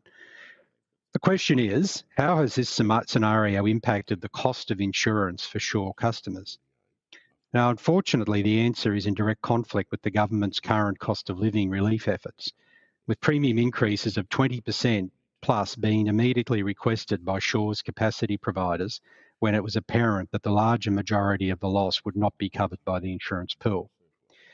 The ARPC Infinity modelling I've referred to indicated that extending the coverage period will cost the cyclone pool an estimated annual average of 20 to 35 million additional claim costs, or an additional cost of roughly 5% of the current pool's expected annual claims cost. In other words, that equates to less than $5 per policy. Now, in the 2024 financial year, pleasingly, the cyclone pool returned a $436 million surplus. Now, given this figure, we believe that the annual average cost of adding the 168-hour provision can clearly be accommodated into this current surplus pending later modification to the premium structure. The comparison we have in front of us is a 20% or $500 plus increase per policy driven by Shaw's capacity providers versus a $5 increase per policy. Now, I'll repeat that, a $500 plus increase versus a $5 average per policy increase. And one could argue, given the current surplus of $479 million, would the 5% even need to be passed on? Now, essentially, home insurers and also reinsurers have had to guess what the retained cost would be with regard to the incompatible coverage time definitions, as we know of no model that has been developed to cater for the cyclone pool definitions. The ability to cover effectively 100% of event losses will mean reductions in the cost of reinsurance and therefore the direct costs paid by policyholders. And we can undertake that a 5% increase in cyclone cost or pool cost by extending the time coverage will result in a net premium benefit for Shaw customers by avoiding some of the duplicated reinsurance costs our customers currently incur. Shaw customers are paying around 25% of their premium into the cyclone pool, and we believe they deserve to receive the benefits accordingly. It should be noted that the cyclone pool legislation was originally developed and enacted in very short time frames, with the Risk Frontiers paper again stating, in 2022, if I may read this out, in 2022, Risk Frontiers was tasked by the ARPC to investigate the frequency and severity of flooding events attributable to tropical cyclones in Australia. Results were calculated based on the current definition of a cyclone event, that is 48 hours after a cyclone, as well as the extended period of an additional 72 hours. Results at the time indicated that the 48-hour period was not sufficient to capture the majority of flooding peak timing, especially in larger river basins. And this is Risk Frontiers' words, not ours. Now, if I can turn now to the mechanics of amending the legislation to increase to 168 hours, it appears to be in the clear intention of the then federal government to enable the initial prescribed duration timeframe of 48 hours, if required, to be amended expeditiously by including it in the regulations rather than the Act. And in doing so, the responsible minister has the authority to approve an amendment to the timeframe without the requirement to propose an amendment bill to the Act. It is my belief that the prescribed duration of 48 hours should be amended to allow for the likely entirety of a single weather event to be covered by the pool. To achieve this, the prescribed duration should reflect the current industry standard of being able to recover the cost of event claims up to a maximum of 168 hours. I'm of the equally firm opinion that the changes we have detailed in evidence to the committee today will ultimately deliver premium savings to those most in need of relief in these challenging financial times. I'd like to thank the committee for its time today and invite any questions from the committee. Thank you very much indeed. Susan McDonald, are you there? Shane. Oh, sorry. I am, Chair. Thank you very much for turning to me. And good morning, Bradley. I hope you can hear me okay. I can. Thank you, Senator. Terrific. I wanted to ask you, thank you for a very comprehensive opening statement and suggestions. What has been your experience, Shaw experience, since joining the reinsurance pool on the 1st of January 2023? We think it's on balance very much a positive thing. We believe that particularly for some insurers at their then premium levels, it's enabled them to reduce premiums, and there's no doubt it's increased competition in the zone. And I think we'd all agree that more competition in the insurance market is always going to be of benefit to the policyholders, and that's Shaw's purpose as an insurance operator has been to provide the best possible price we can to our customers, and hence we've been quite successful with that. Our experience, unfortunately, out of the Jasper event was that more than three-quarters of that loss was not covered, and that was forced upon us a price rise from our backers. Now, we are very clear that price rise wouldn't have been required had the pool provided the full cover that one might have imagined it did. And I think to many people it was a bit of a surprise at that point. Now, that didn't affect the policyholders. There's absolutely no effect whatsoever on the policyholders of that situation, but in terms of their ability to make a claim. But if you look at something like Kirrily, 100% of that loss was covered, and that's worked very well. So there's lots of examples of it being covered well and covered not so well. We want to continue to drive premium savings through, and that's why we're suggesting the 168-hour provision, because I know without revocation that will result in lower premiums.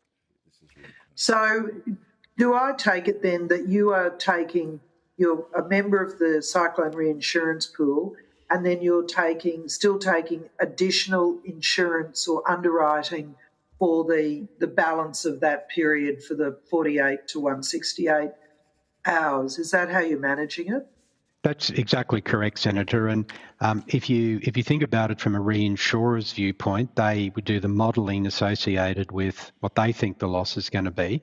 And because there are some situations where all or some of the loss won't be covered in some years for some events, and it depends on the event. Like Kirrily was 100% covered, Jasper was only 22% covered in our case. So they have to take a view about what premium they're going to charge. And I can say, as recently as yesterday, with 2 visiting reinsurers from an overseas market, that they take a very strong view that they can't give the discount that they would be able to give if it was the full 168 hours. They have to assume worst case scenario. So it's like you're paying double for it essentially, or close to double for the cost of this. And this is the core problem. If that certainty was created for reinsurers, I've spoken to many reinsurers who back us and back our backers, and these are people that are very plain about these things. They're not looking to sell anything to us or anything. That's quite clear from them that the price would be reduced. And certainly talking to our direct backers, they have undertaken to be able to allow us to decrease prices as well. We heard earlier a recommendation around the spending by the state and federal government for more resilience work, and then Mr. Newman referred before to the other regions that have these post-flood programs, which I'm not really aware of, but I understand is lifting houses or buying back houses or betterment. Do you have any recommendations on that for Northern Australia and the places that are affected by cyclones? Yeah, look, we do. We have a view around different phases and different cost structures. One of the easiest and almost no cost to the government process initially is let's stop building homes in flood areas. I think that's the first logical position to do that. But given that there is a large stock of houses out there and some of them older, in previous cyclones, we have seen the damage ratio between pre and post 82 constructed homes, that is homes with or without cyclone standards, being a factor of 4 to 1. So that a pre-1982 home will incur 4 times the amount of damage of that of a post-82 claim in some cyclones. Now, one of the things that can be done with pre-82 homes is to retrofit those cyclone standards. And some houses are harder than others, but roofs, for example, are a lot easier to do. So subsidising the cost of roof replacement for pre-82 homes would have an enormous effect on the risk profile, not just for insurance companies, but for the policyholder and for the community and for the government in general. More resilient homes is better for the entire community. And we saw that in Innisfail with cyclones post-Larry, that when they were tested again, the pre-82 homes stood up quite well. So we would recommend that money be put aside, and we think using the surplus from the pool is one source of that. I agree using the source of stamp duty is another, and I probably have some other views on stamp duty as well at a later time, but certainly subsidising the cost of these retrofitting of standards, as well as other very direct mitigation methods. And we're seeing some of that with things like levies in Bundaberg and things like that, have very direct effects on a very one-to-one relationship. So I think the other thing we would say is that putting money into regional areas and encouraging a greater level of building in that would have a great effect on the economy of those areas as well, because you'd be talking about quite a trajectory of some years to fix this up. I think that would have a marvellous effect the economies of those areas as well. So quite a number of opportunities open to benefits for that, and we'd encourage a broader set of thinking and a longer term project plan on that, and that's what, of course, the Insurance Council has proposed and others as well. So we'd be in support of that. Okay. So thank you very much, Chair. Could we put a recommendation point in there about that longer term planning and resilience for buildings, and perhaps we could Shane's point around some of those other regions that have done those buybacks and house lifting. I'm just thinking particularly of Ingham. We know it's going to flood again, and ensure whether it's a cyclone or it's a flood, they're programs that would be very valuable. Susan, if you look across and see our secretary here, Alan, he's madly writing here as I whisper in his ear, and I say this to all committee members, if you've got any ideas in relation to recommendations that we get from here, feed them into the secretary now, because he's actually putting forward, and that's one that's definitely been included in there. Okay, are you right now, Susan?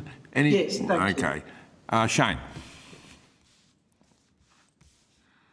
Thanks, Warren. The question that Senator McDonald asked, I was going to ask, but so I'll just only ask one or two questions, and they relate to the 7-day clause. In our previous report and the evidence we received during the course of that inquiry, our report was in March 2023, Allianz said this, and I'm going to put it to you and ask you to respond, Steve. Allianz said this, and it can be found in paragraph 3.72 and 3.73 in our report. The bringing in of a 7-day clause would create significant challenges in terms of directly identifying which parts of the country might be impacted by a weather system 7 days post a cyclone, and therefore dilute the ability to cleanly assess the risk and cleanly transfer it. That uncertainty will translate into higher reinsurance costs because we'll be doubling insurance. And they also said, Allianz then also said, expressed concern that extending the 48-hour period would mean that flooding from an ex-tropical cyclone in the southern part of the country, such as Sydney, would lead to a dilution of the savings that are able to be realised through reinsurance for policyholders in Northern Australia. Now, what do you say to that, Mr Heath? I have respectfully to Allianz disagree with that, and I think I will, in the first instance, refer to the Finity report that I talked about in my opening presentation, where Finity and Risk Frontiers, actuarial firm and a risk modelling firm commissioned by the ARPC at the request of the Assistant Treasurer, quantified that very issue at between $20 and $35 million on an average year, or as I said, less than 5% of the cost. Now, if you delve into that report, there are some other factors for there, which are quite interesting. The cost for North Queensland, specifically within that $20 or $35 million, as I recall, unless I'm wrong, recall it incorrectly, was $5 million. The vast majority of that $20 to $35 million cost applies to southeast Queensland because of the peculiarities of southeast Queensland's geography, etc., and risk profile. So I think while I understand the point being made by Allianz, I think the science from Risk Frontiers and Finity would disagree with that. I've spoken to reinsurers directly, as I say, as recently as yesterday, and these are two senior reinsurers on the world stage. They would have a contrary view to that. So I stand with our position that we believe the change to 168 hours, certainly in our case, would have a direct and immediate effect on being able to reduce premiums. So I can't talk for Allianz's business model, I can only talk for mine. Now, are you a member of the Insurance Council of Australia? We're not. We are a managing general agency. Some of our backers are members of the Insurance Council, but we're not currently a member. Okay. I put to the Insurance Council earlier today the insurers' profit increases by year, which is quite staggering when you consider inflation and wage rises, the average Australian. What's your experience with your company in the last few years in terms of increases in profitability? Yeah, look, we're in a position where our profitability offshore is in a different model to that of insurers. So we are not a licensed insurer. We are backed by licensed insurers, and that's people like Liberty and Pacific Insurance and people of AXA and people of that nature. So each one of their profitability they will hold the underwriting profitability or loss depending on it. In our case, we rely on a different model for that.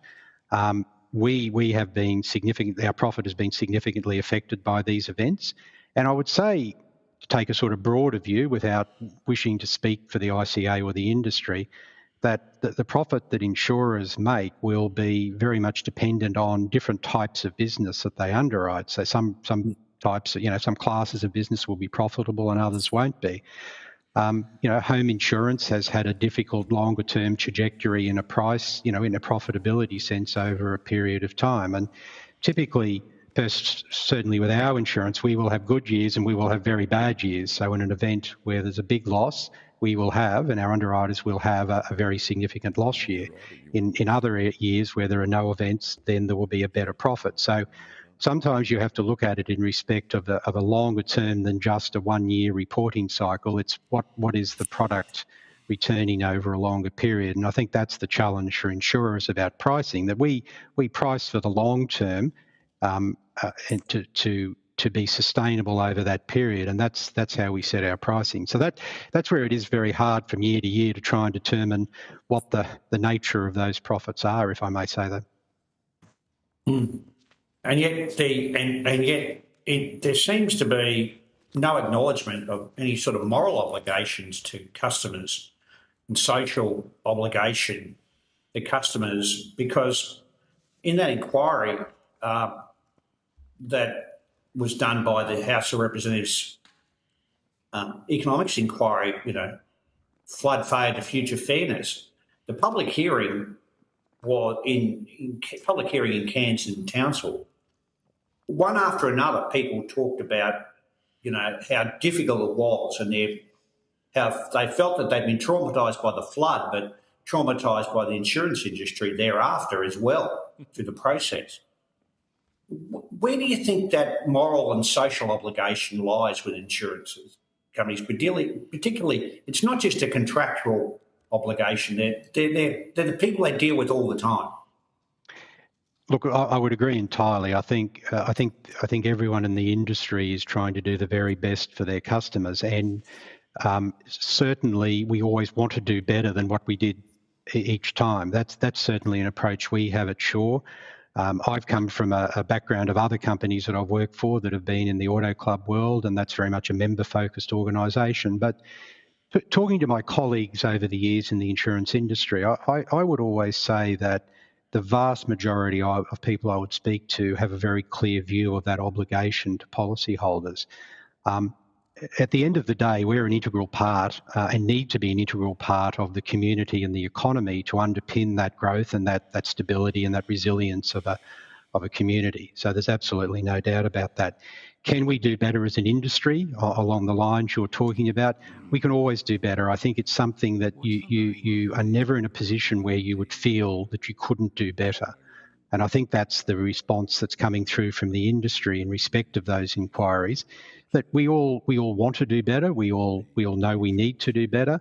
And I'm sure, and now I'm talking about our company, but I'm sure every company is out there investing money in the way we see it is in our people, so making sure we've got enough people and the right people, in our processes, so how we actually do the business and deal with customers and manage their claim, and in our IT system. So those three together, individually and collectively, is something that we see as the way to deliver that service. And so it can always be better, and we need to keep investing in each of those three things collectively and individually. So I think the industry does spend a lot of time investing in that sort of thing. Sometimes we're more successful than others, but it's a continuous improvement issue that we honestly have to keep doing better for this, because these events are getting somewhat more frequent. The severity of them are perhaps getting more frequent as well. I'll just to make a general comment on that, we have to be ready for whatever comes our way in the future, and that's what I'd be pretty sure every insurance operation in this country would have that view. If they don't, I would think they will very shortly. So certainly our view, Sure Insurance does one thing. We do two things. We do home and strata insurance, and we have to specialise in that. And we are doing our level best to do everything. That's our starting position, to do our level best with this, and we just need to keep investing in that. And I think that's the important thing here, is to encourage insurers to invest in this and give them a stable market to operate in. That's why the pool has been such a great thing for insurers. Thanks very much. Thanks, Chair. Thank you very much indeed. And actually, Andrew's been kind enough to defer to me on this, and you've opened up a little bit of a segue there, Shane, in relation to when you talk about community obligation, which I'll raise with Brad. But first of all, Bradley, I'd like to say thank you very much for the work that you've done in Far North Queensland, particularly in light of Jasper. You guys would have been a baptism of fire as a very new competitor on the market. You had a very significant, number there that you covered, while there were some teething problems, etc., I think you've done an outstanding job, and I think we're a lot better for the fact that you are there. And you got a significant market share. My worry is that some of the bigger companies that have sort of been there and used market share as an excuse to exit the market, and I use Zurich as an example of that, which started this crisis going back in 2010 when they exited the strata market and sort of threw us into freefall. I hope that having significant market share is not going to give you a reason to walk away from the market. But thank you very much indeed for the work that you do. Thank you, Chairman. Having said that, and Shane raised something there in relation to obligation, I mean, the reality is that you and others, like we got RACQ up next, I think, and they're a very different model to the big multinational, if you like, companies where they're covered, their world coverage. You guys are, you're neither a mutual nor a multinational. You're quite unique in what you have. But of course, we have the mutuals as well. I'm not too sure how you work this through APRA, and given your experience in other areas in this field, one of the problems that we have is for mutuals to actually come into operation. They are bound by the same rules and regulations in APRA that the big companies have. And if you look at, it's very much an inhibitor for new mutuals to come on board, to be involved and to provide competition. If you have a look at the banking industry, there is rules and regulations for the big four. There is a separate set of regulations through APRA to actually allow them to come into the smaller banks to come into the market. I'd be interested to know, and I assume, and I'll ask this of RACQ as well, if we had the similar treatment of insurers as we have for mutuals as we have for banks, do you think it would make a difference in relation to bringing more mutuals, of course, who share their profits actually go back invested in their members, in their members, rather than going into, for example, their dividends paid to investors like superannuation companies, etc., which they need to do, but nevertheless, it's a very different model. What's your thoughts on that? If there was changes to that APRA could do comparable to what they do in the banking sector, where mutuals have one level and the others, we do the same in insurance. What's your thoughts on that? Yeah, look, there are some models out there that are running somewhat on that model with mutuals that have had, have been insuring niche areas of certain areas in regional Queensland. So there is some evidence of that working, and the one I'm thinking about, if I recall correctly, is the backing behind it is Lloyd's of London, so the Lloyd's syndicates there. So there are different variations, I think, on the model. I'm not an expert in this space, but my understanding of it, that you are in a position where you can also set up discretionary mutuals, which is perhaps one way of doing it. It would rely on obviously a certain volume to be stable, because we want to also make sure that in that situation that policyholders' money is safe, that they will have claims paid when it occurs.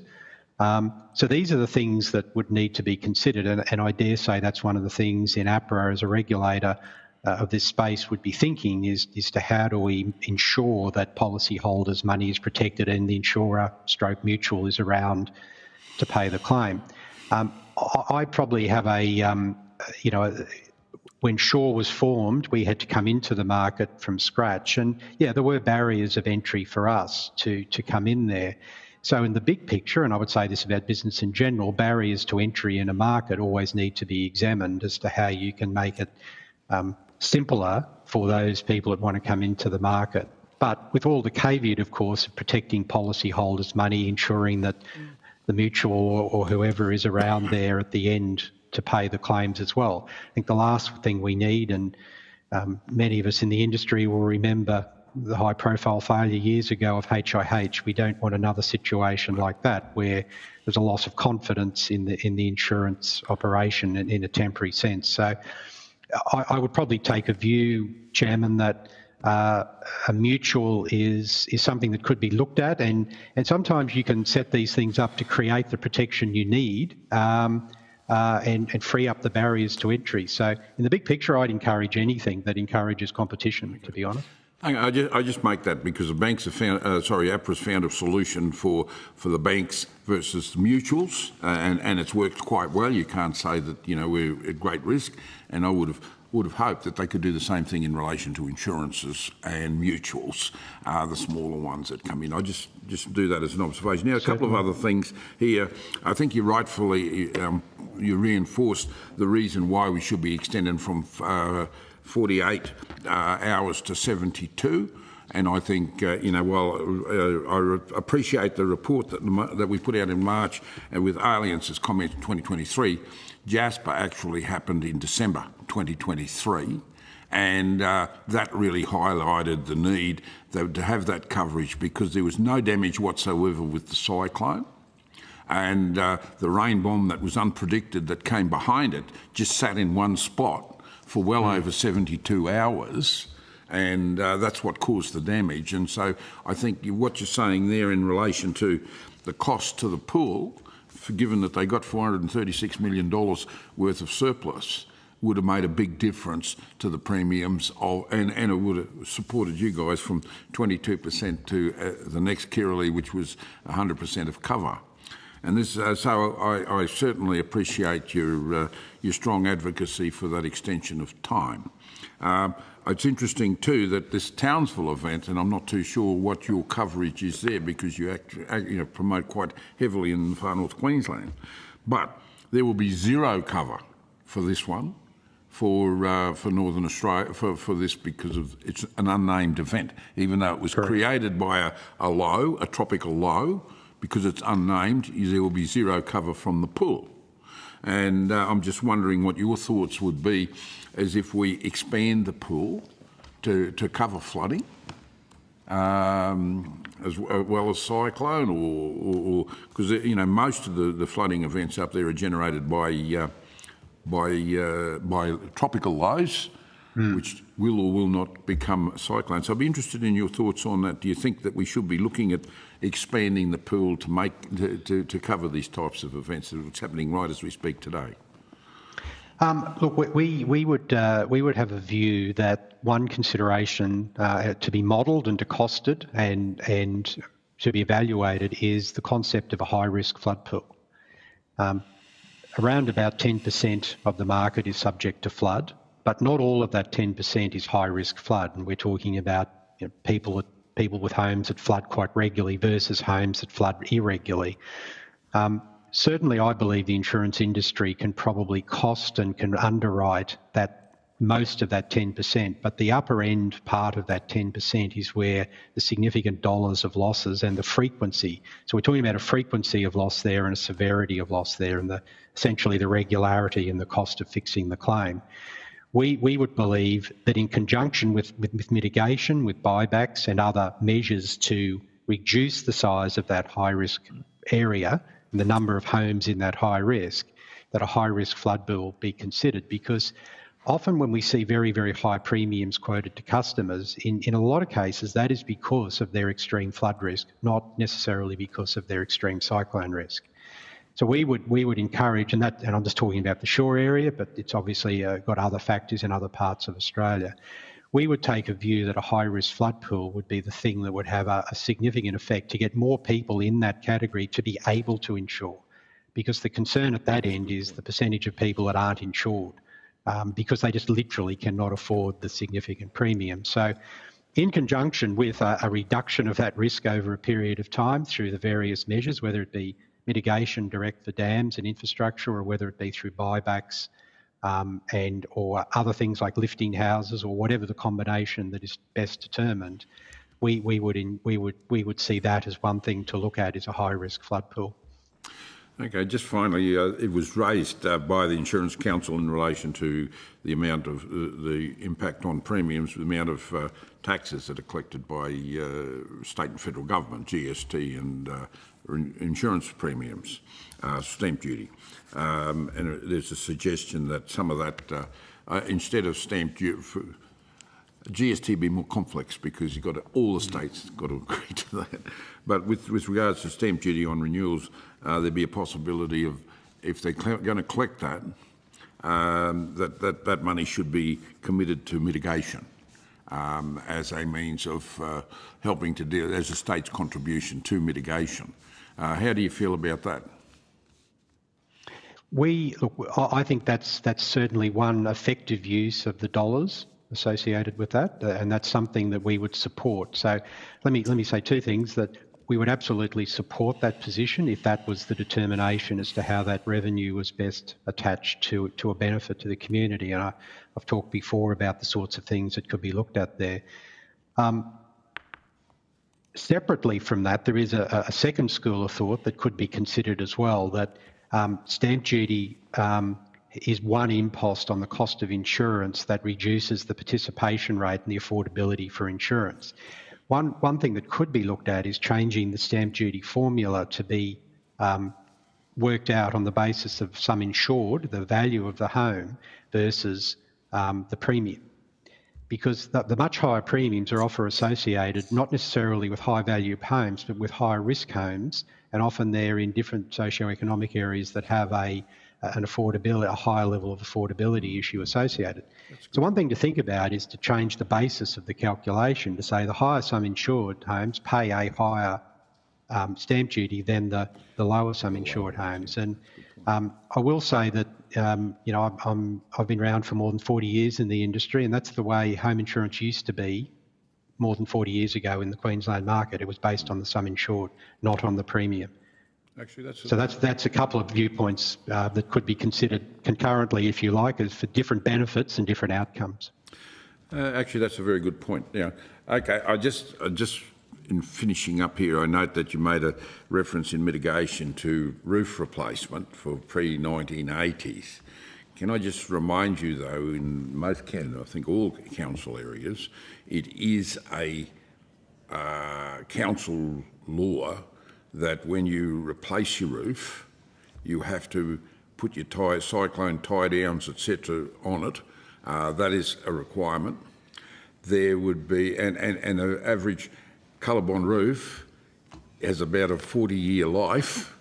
So when what we're talking about now is when you buy houses that are pre-1980, if it hasn't been replaced, you'd have to factor in the fact that you will require a new roof. So I would suspect it would be smarter to, and that's going to be compelled by council regulations.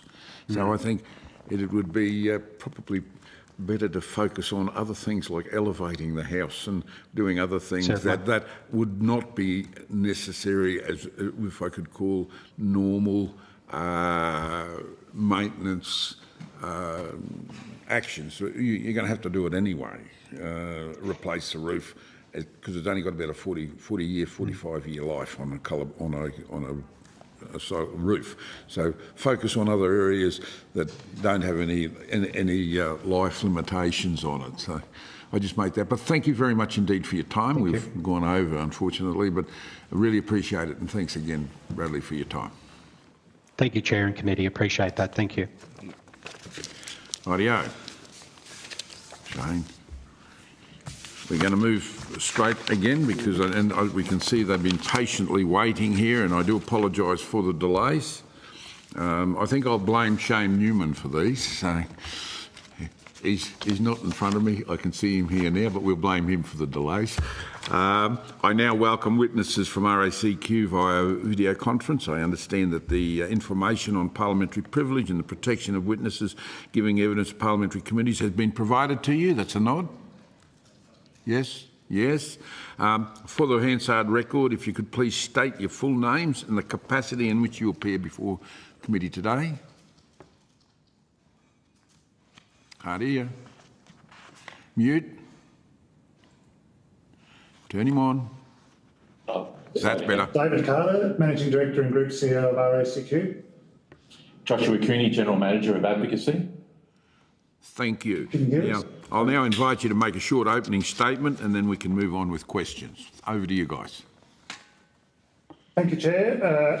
RACQ is a mutual with over 1.7 million members, and I'm joined today by Josh as our General Manager of Advocacy and has a long-standing interest and expertise in matters related to both the cyclone pool but also the broader issues of resilience and mitigation in higher risk areas, particularly here in Queensland.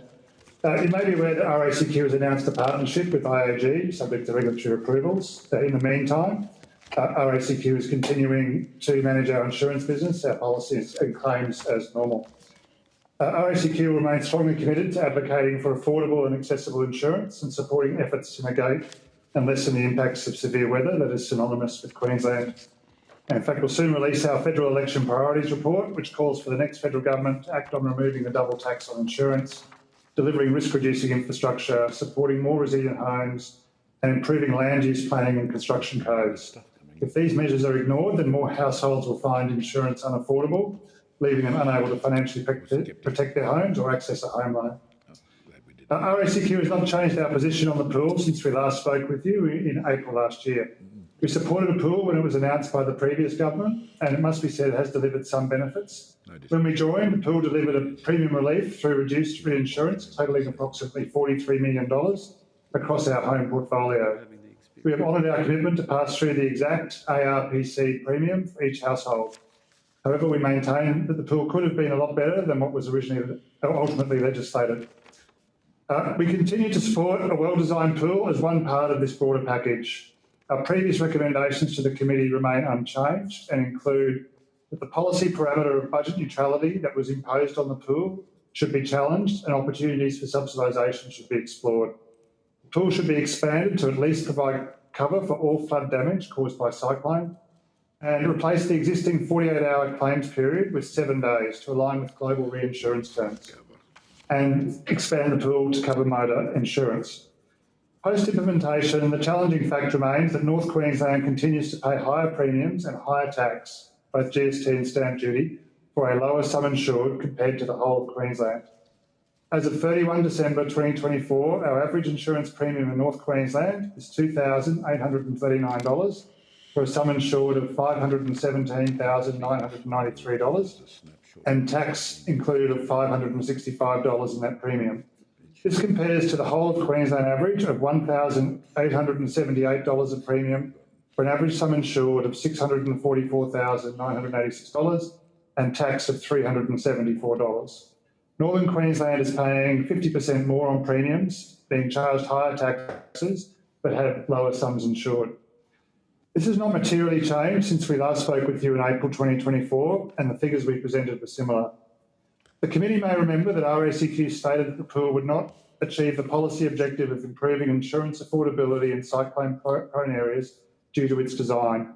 The pool seems to only be having a meaningful effect on people living in absolutely high-risk areas, which the ARPC consider to be the highest 5% of cyclone risk in Northern Australia, based on our reading of the ACCC's latest report in September.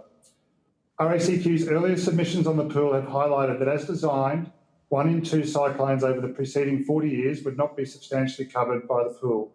Tropical cyclones Jasper and Kirrily both crossed the far north Queensland coastline, and 1 in 2 of these cyclones was not substantially covered by the pool. We are still required to price for cyclone-related damage that is not covered by the pool. For Jasper, that is 68% of our claims. Our reinsurers, who we are engaging now with our next renewal, are pricing for this friction and risk. Reducing friction and reducing risk will impact positively premiums in North Queensland. We understand the pool is not the only government lever to improve insurance affordability and accessibility in Northern Australia, and in fact in high-risk areas across Australia more generally. The preferred course remains eliminating the social and economic cost of flooding by taking as much risk out of the system as possible. Progress by all levels of government on prevention and resilience has been inadequate to date.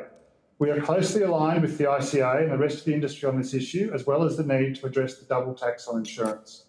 We await the outcomes of the Hazard Insurance Partnership and the Task Force on Insurance Affordability and Accessibility, which have been tasked with some of these challenges. We welcome the opportunity to discuss our views about the pool and are happy to take questions. Thank you very much indeed. I'm going to... Susan McDonald, are you there? And thanks, David, for that. Appreciate it. Thank you very much, Acting Chair, and Mr Carter, thank you for your presentation this morning. Could you talk to me about your experience of the reinsurance pool and the results since RACQ joined? Yeah, so as I highlighted, we saw a reduction in the reinsurance that we could assign to cyclone risk by about $43 million in premium. To put that in perspective, that's about 40% of the reinsurance premium we previously paid, we think, as best we can calculate, for cyclone risk. To put that in context, the total premiums that we collect on home insurance, which is largely almost always in Queensland, is about $800 million. So it's, a few percent. It does then benefit those with the higher exposure to cyclone risk. But as we said, I think certainly a couple of years ago, building cost inflation that was coming through more broadly was going to swamp those benefits. And so for people who were expecting to see a dollar reduction in their premiums year on year, it was always quite challenging to see the pool deliver that for most people in cyclone risk areas.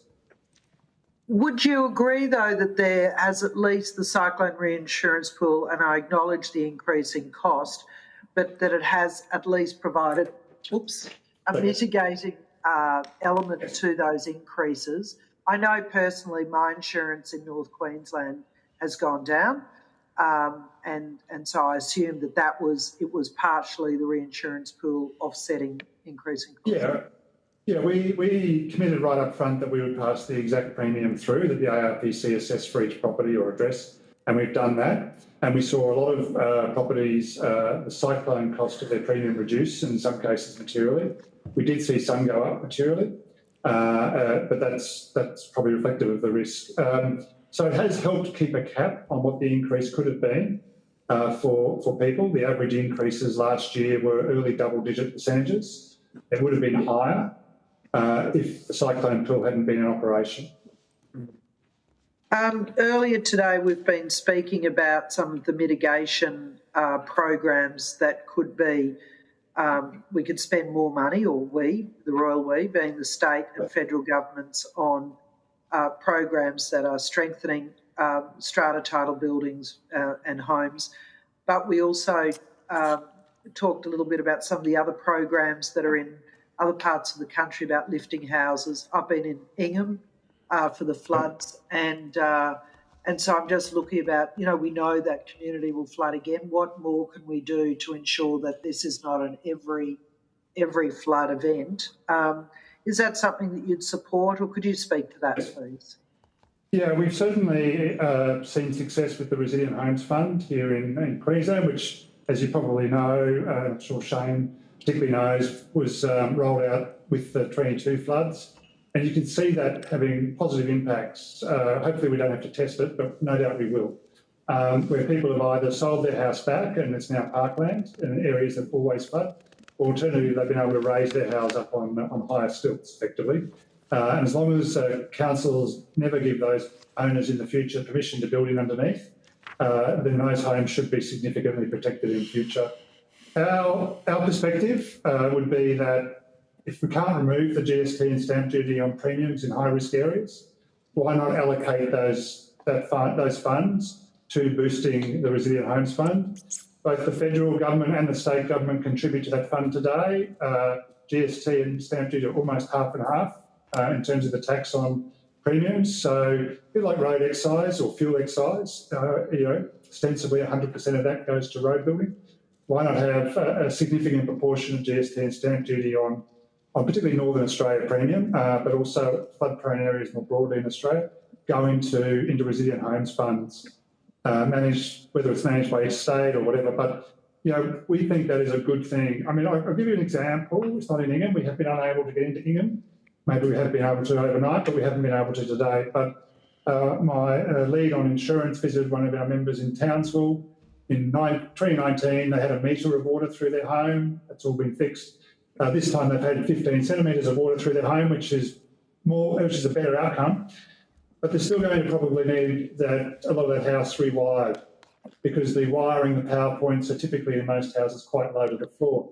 The Resilient Homes Fund has allowed us in areas of southeast Queensland with support from the government funding, when we go back and do those claims, to spend that extra money to lift those power points up to a place where it's less likely that next time that property floods, which hopefully it won't, but next time, they won't have such a significant experience. We won't have to strip it all out.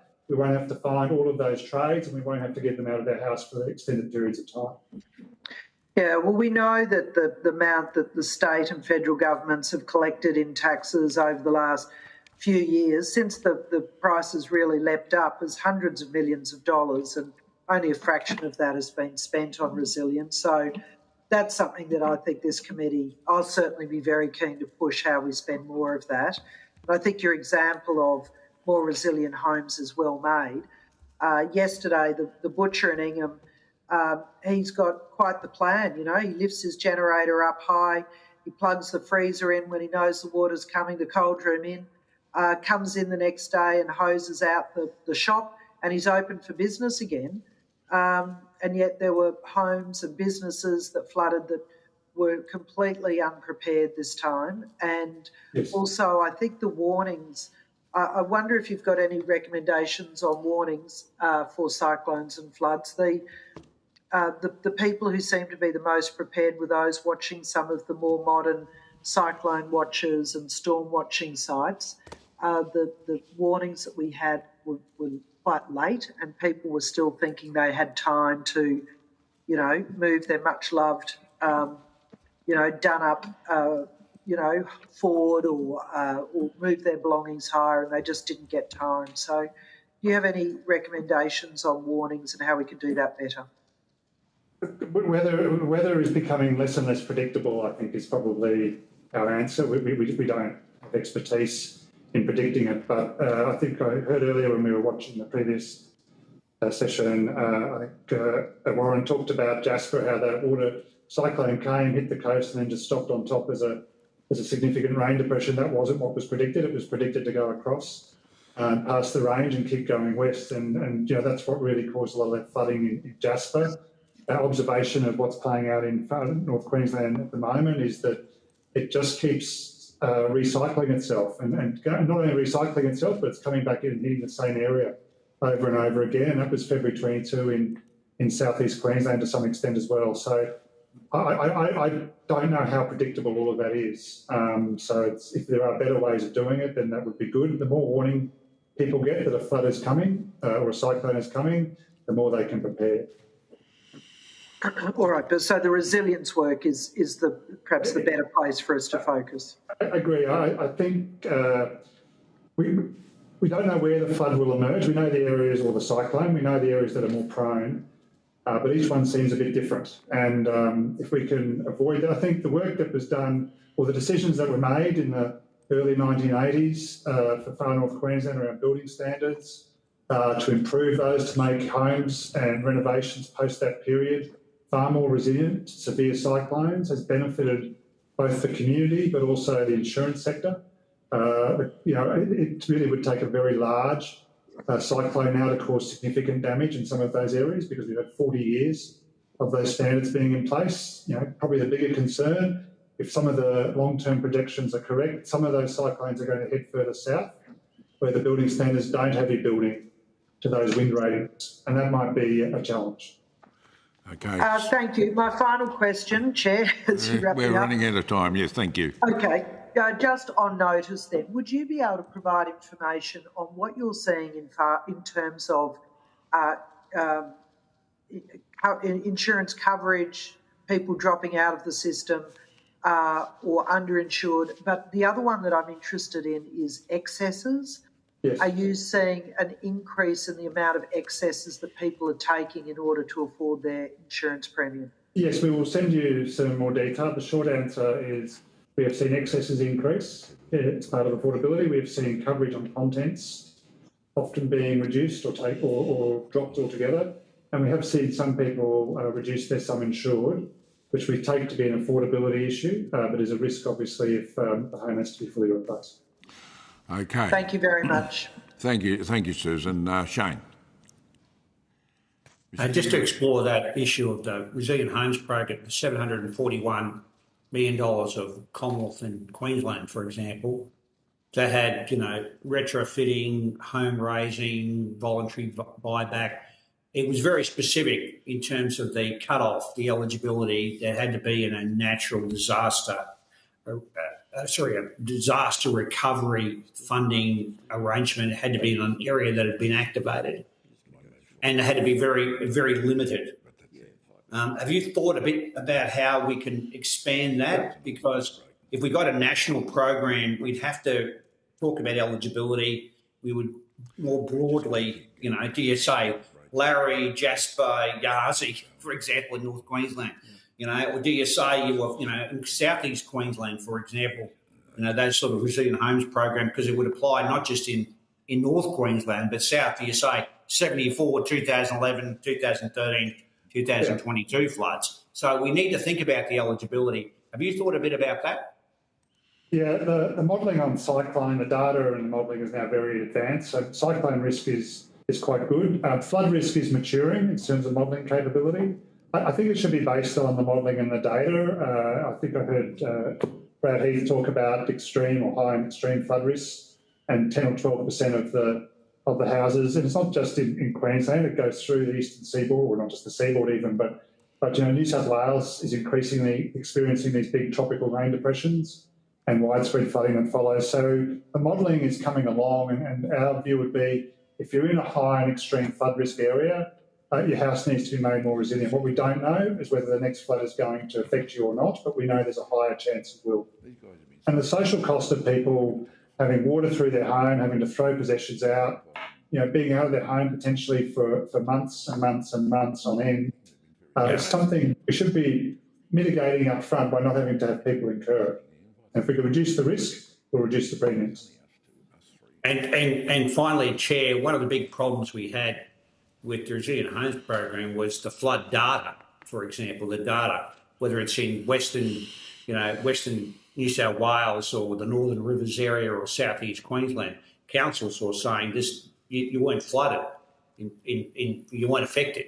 And we have the same issue up in North Queensland as well, and you weren't affected by the cyclone. But in fact, we know they were. They experienced it. So we need to do better with mapping and data and working with councils to make sure this is critical. I'm sure in North Queensland, big councils like Mackay, Townsville, Cairns, etc., can work on this stuff. So I think that there seems to me, and I'm going to put this to you, do you think that we need to think about a federal government program to give funding to councils to work in this data, in this collection of data? Because otherwise it just won't get done. It's totally inconsistent across the country. I certainly think one of the areas of friction or tension we have with our members or people inquiring about insurance with us is sometimes the council will say, I'm not in a flood zone. Our modelling will say you are.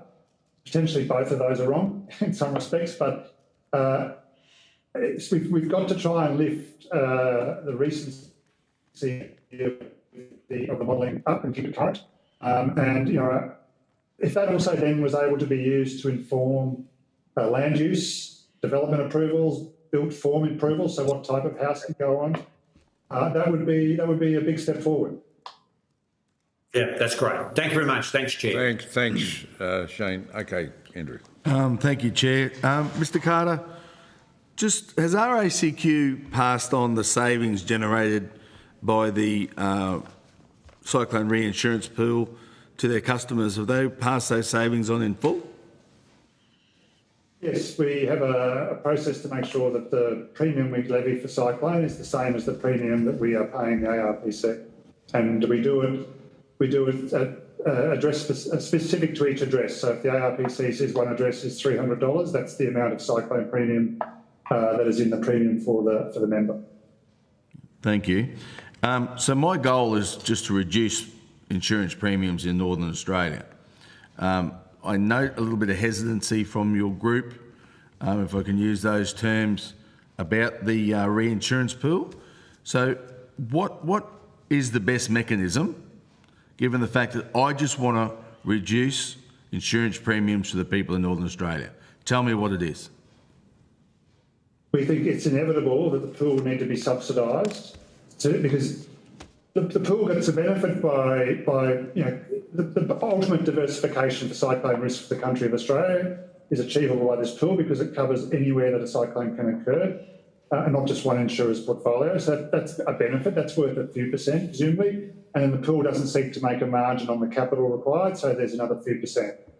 If you really want to achieve, if you think cyclone premium on average is about 32% of the premium prior to the pool in Queensland or in those cyclone areas. So if you want to achieve a significant reduction in premium, reducing the cyclone component by 15% on what was only 30% to begin with, there's a 5% reduction in premium. I hope that's, if you wanted to really get 20 and 25% premium reductions, I think you're really looking down the barrel of the mitigation investment to reduce the risks, and not just from cyclone but flood. The things like moving to a 7-day rule, which is actually the definition of a cyclone event that the reinsurers use globally, reduces friction. We're not having to price for the risk that something's in or out. That would be helpful at the margin. So there's things at the margin that will make some improvement. The other big thing is going to be a preparedness to subsidise the cost a little bit for those who are exposed to these extreme risks. Thank you, Mr Carter. So I'm a farmer, not an insurance guru. We seem to be getting some evidence from different players that some are saying that the 7 days would definitely help and it'd be very good, and others are saying not. Could you provide some clarity for me, please? Because I don't know, but I would really want to know. I think Brad explained it pretty well in the previous session. Our reinsurance policies that we have with the global reinsurers, if a catastrophic event occurs, what is covered in terms of what we can claim back from them is defined by the 168 hours from when it commenced. So 7 days. So that's why we talk about a 7-day rule. So you know, we pick the date or the time, 11 o'clock, Sunday the 21st of January, for example, is the start. Then everything that comes in that area for 7 days, you know, is included in the size of that event. And then if it gets to a level of cost that enables us to claim on our reinsurance, we claim it back on our reinsurance. So that's why we think the 7-day rule is important. From a consumer point of view, we think it's important because, and I think I heard Warren say this before, I'm sorry for putting words in your mouth, but you know, from the point of view of the punter up in Cairns, when they got flooded, it seemed like it was part of a cyclone. It was a little bit moot that the cyclone had ceased to be called a cyclone. And so I think just from the point of view of the consumer, the 7-day rule would make it simple and easy to understand how at the back end this is all working. Thank you. And last one, with the subsidies, what would your commentary be, given the fact that the pool, there was, I think, $436 million surplus? 36, yeah. If there was some of that being used as a subsidy to try to pull some of the premiums down, some potentially used for resilience, those sort of things, but take a percentage out of that to subsidise the premium. What would your comment on that be, Mr Carter? I think you've got to look on a 5 to 10 year view of what you expect the pool to be called upon to cover. Even though Curly last year was a very small cyclone, Jasper as a cyclone was fairly small. We've seen a lot bigger, both in North Queensland and occasionally, very rarely, in other parts, Northern Territory and Western Australia. So I think if you get to a place where you think over a 5 to 10 year view there's surplus funds, then yes, it would make sense to use those funds perhaps to drop the premiums. I think the resilience funding pool that's needed is a very large number over the next decade, so the pool may not be able to generate that sort of surplus. Thank you. Thank you, Chair. Okay, well, thank you. You've covered a lot of what I was going to raise. Again, I'd like to thank you guys. I mean, you guys were up there and you had significant cover in Jasper, and I just want to thank you for the work that you've done there over that period of time. You're one of those outstanding ones, and I say thank you very much indeed. Just following on from my colleague here in relation to that 48 hours as opposed. I think that was a good example there with the previous witnesses, where in Jasper only 22% of their risk was covered because of that specifically, and I know that caused a lot of delays in relation to payments, etc. That as we worked through those, Kirralee then was 100% because it was very short and sharp. But we're now in Townsville and Ingham and that, and there's no cover for the pool there at all, none at all. And so I would ask you, when we're talking about this, first of all, 7 days is a no-brainer because it's an international one, and you've made that point. Yes. But in expanding the pool coverage to, in this case here, this event that's happening as we speak is actually directly because of a low that was created that could have been named and got close to it, but it wasn't. And I'm just wondering whether or not we start talking about named cyclones or flood events associated with these monsoon lows, that we expand it to cover that as we're looking forward to make the pool better. You know, 7 days plus expand the coverage on events like it's happening in North Queensland at the Finals Queensland at the moment. So we've thought long and hard about this, and we've previously said we think it's inevitable a flood pool will be required if the predictions about where the weather is headed come true. Our reflection at the moment, and having seen the pool in operation for a little while, we believe the first and most important thing that we could all do is improve resilience. Investment in prevention of damage. Can't change the weather, but what can we do to invest in preventing people suffering the damage in the first place? If we don't get that done, we think a pool probably becomes a necessary solution. But if it was designed the way the current cyclone pool is designed, where there's no cross-subsidisation, the benefits in terms of premiums would be reasonably subdued. It would improve the accessibility of insurance, so probably be more competition, but it may not achieve an outcome of lower premiums for those in even medium risk flood zones. The other thing to bear in mind with flood risk is it's not just as I said, it's not even just in Queensland. We're seeing it increasingly emerge in New South Wales. Of course, Victoria sometimes floods as a result of the water that falls here in Queensland, but didn't mean to laugh, but it just is it's a perverse thing that happens. But the tropical lows are starting, the East Coast lows seem to be becoming more frequent, or at least they're becoming more frequent over built-up areas. And the losses that are being incurred are significant. I think there's a very sobering reminder playing out in the west coast of the US at the moment, where the insurance market there has had a failure on wildfire risk. And there's a lot of reasons probably behind why the insurance industry wasn't able to get an acceptable return on that risk, so unable to keep insuring it. It's fallen back to the taxpayer. I think there's going to be a very, very long road to recovery, and there'll be some significant loss suffered somewhere in the system over there. And flood risk has the potential in Australia of going towards that in terms of people not having coverage. And we're talking about a large number. If we've got 12% of households in the country, we're talking well over 1 million households where flood cover is becoming quite expensive to obtain. Yeah, I think it's fair to say, you know, I mean, there's a lot more focus on where local governments approve development now, you know, and avoiding these areas of risk. But you're not going to stop what has what's happened in the past. And so there's been a strong view here, and I wonder if you share this view that, you know, it's going to be difficult for state and federal government to cut off on the taxes that they get in relation to insurance.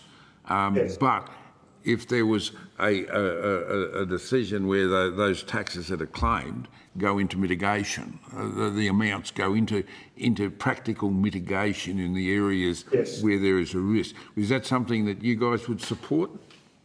We would definitely support that. It's look, I mean, Brisbane, South East Queensland, we've seen that Resilient Homes Fund, as I talk about. You know, some areas I'm familiar with, and Shane's Electric, there's a number of areas as well, obviously. But, you know, I think about around Rosalie and Milton, which is, you know, quite a reasonable area.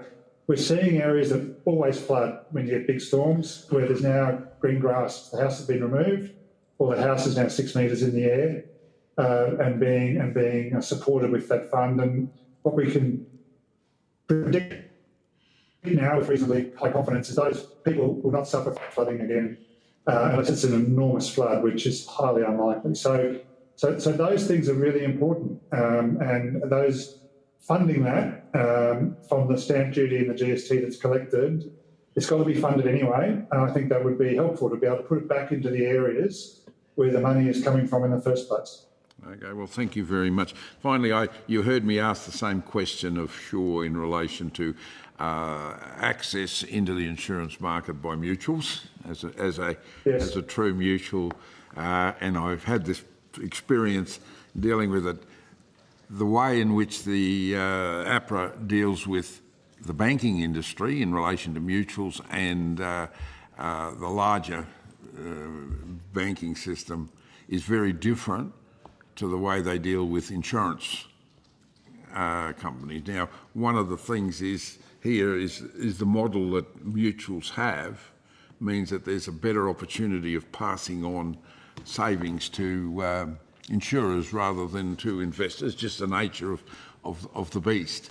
But what would your thoughts be if APRA was to consider using the same, I suppose, mechanism in relation to what they do with the banks, to apply that to the insurance industry, to allow possibly other mutuals to come into the market here? I'd be interested in your views.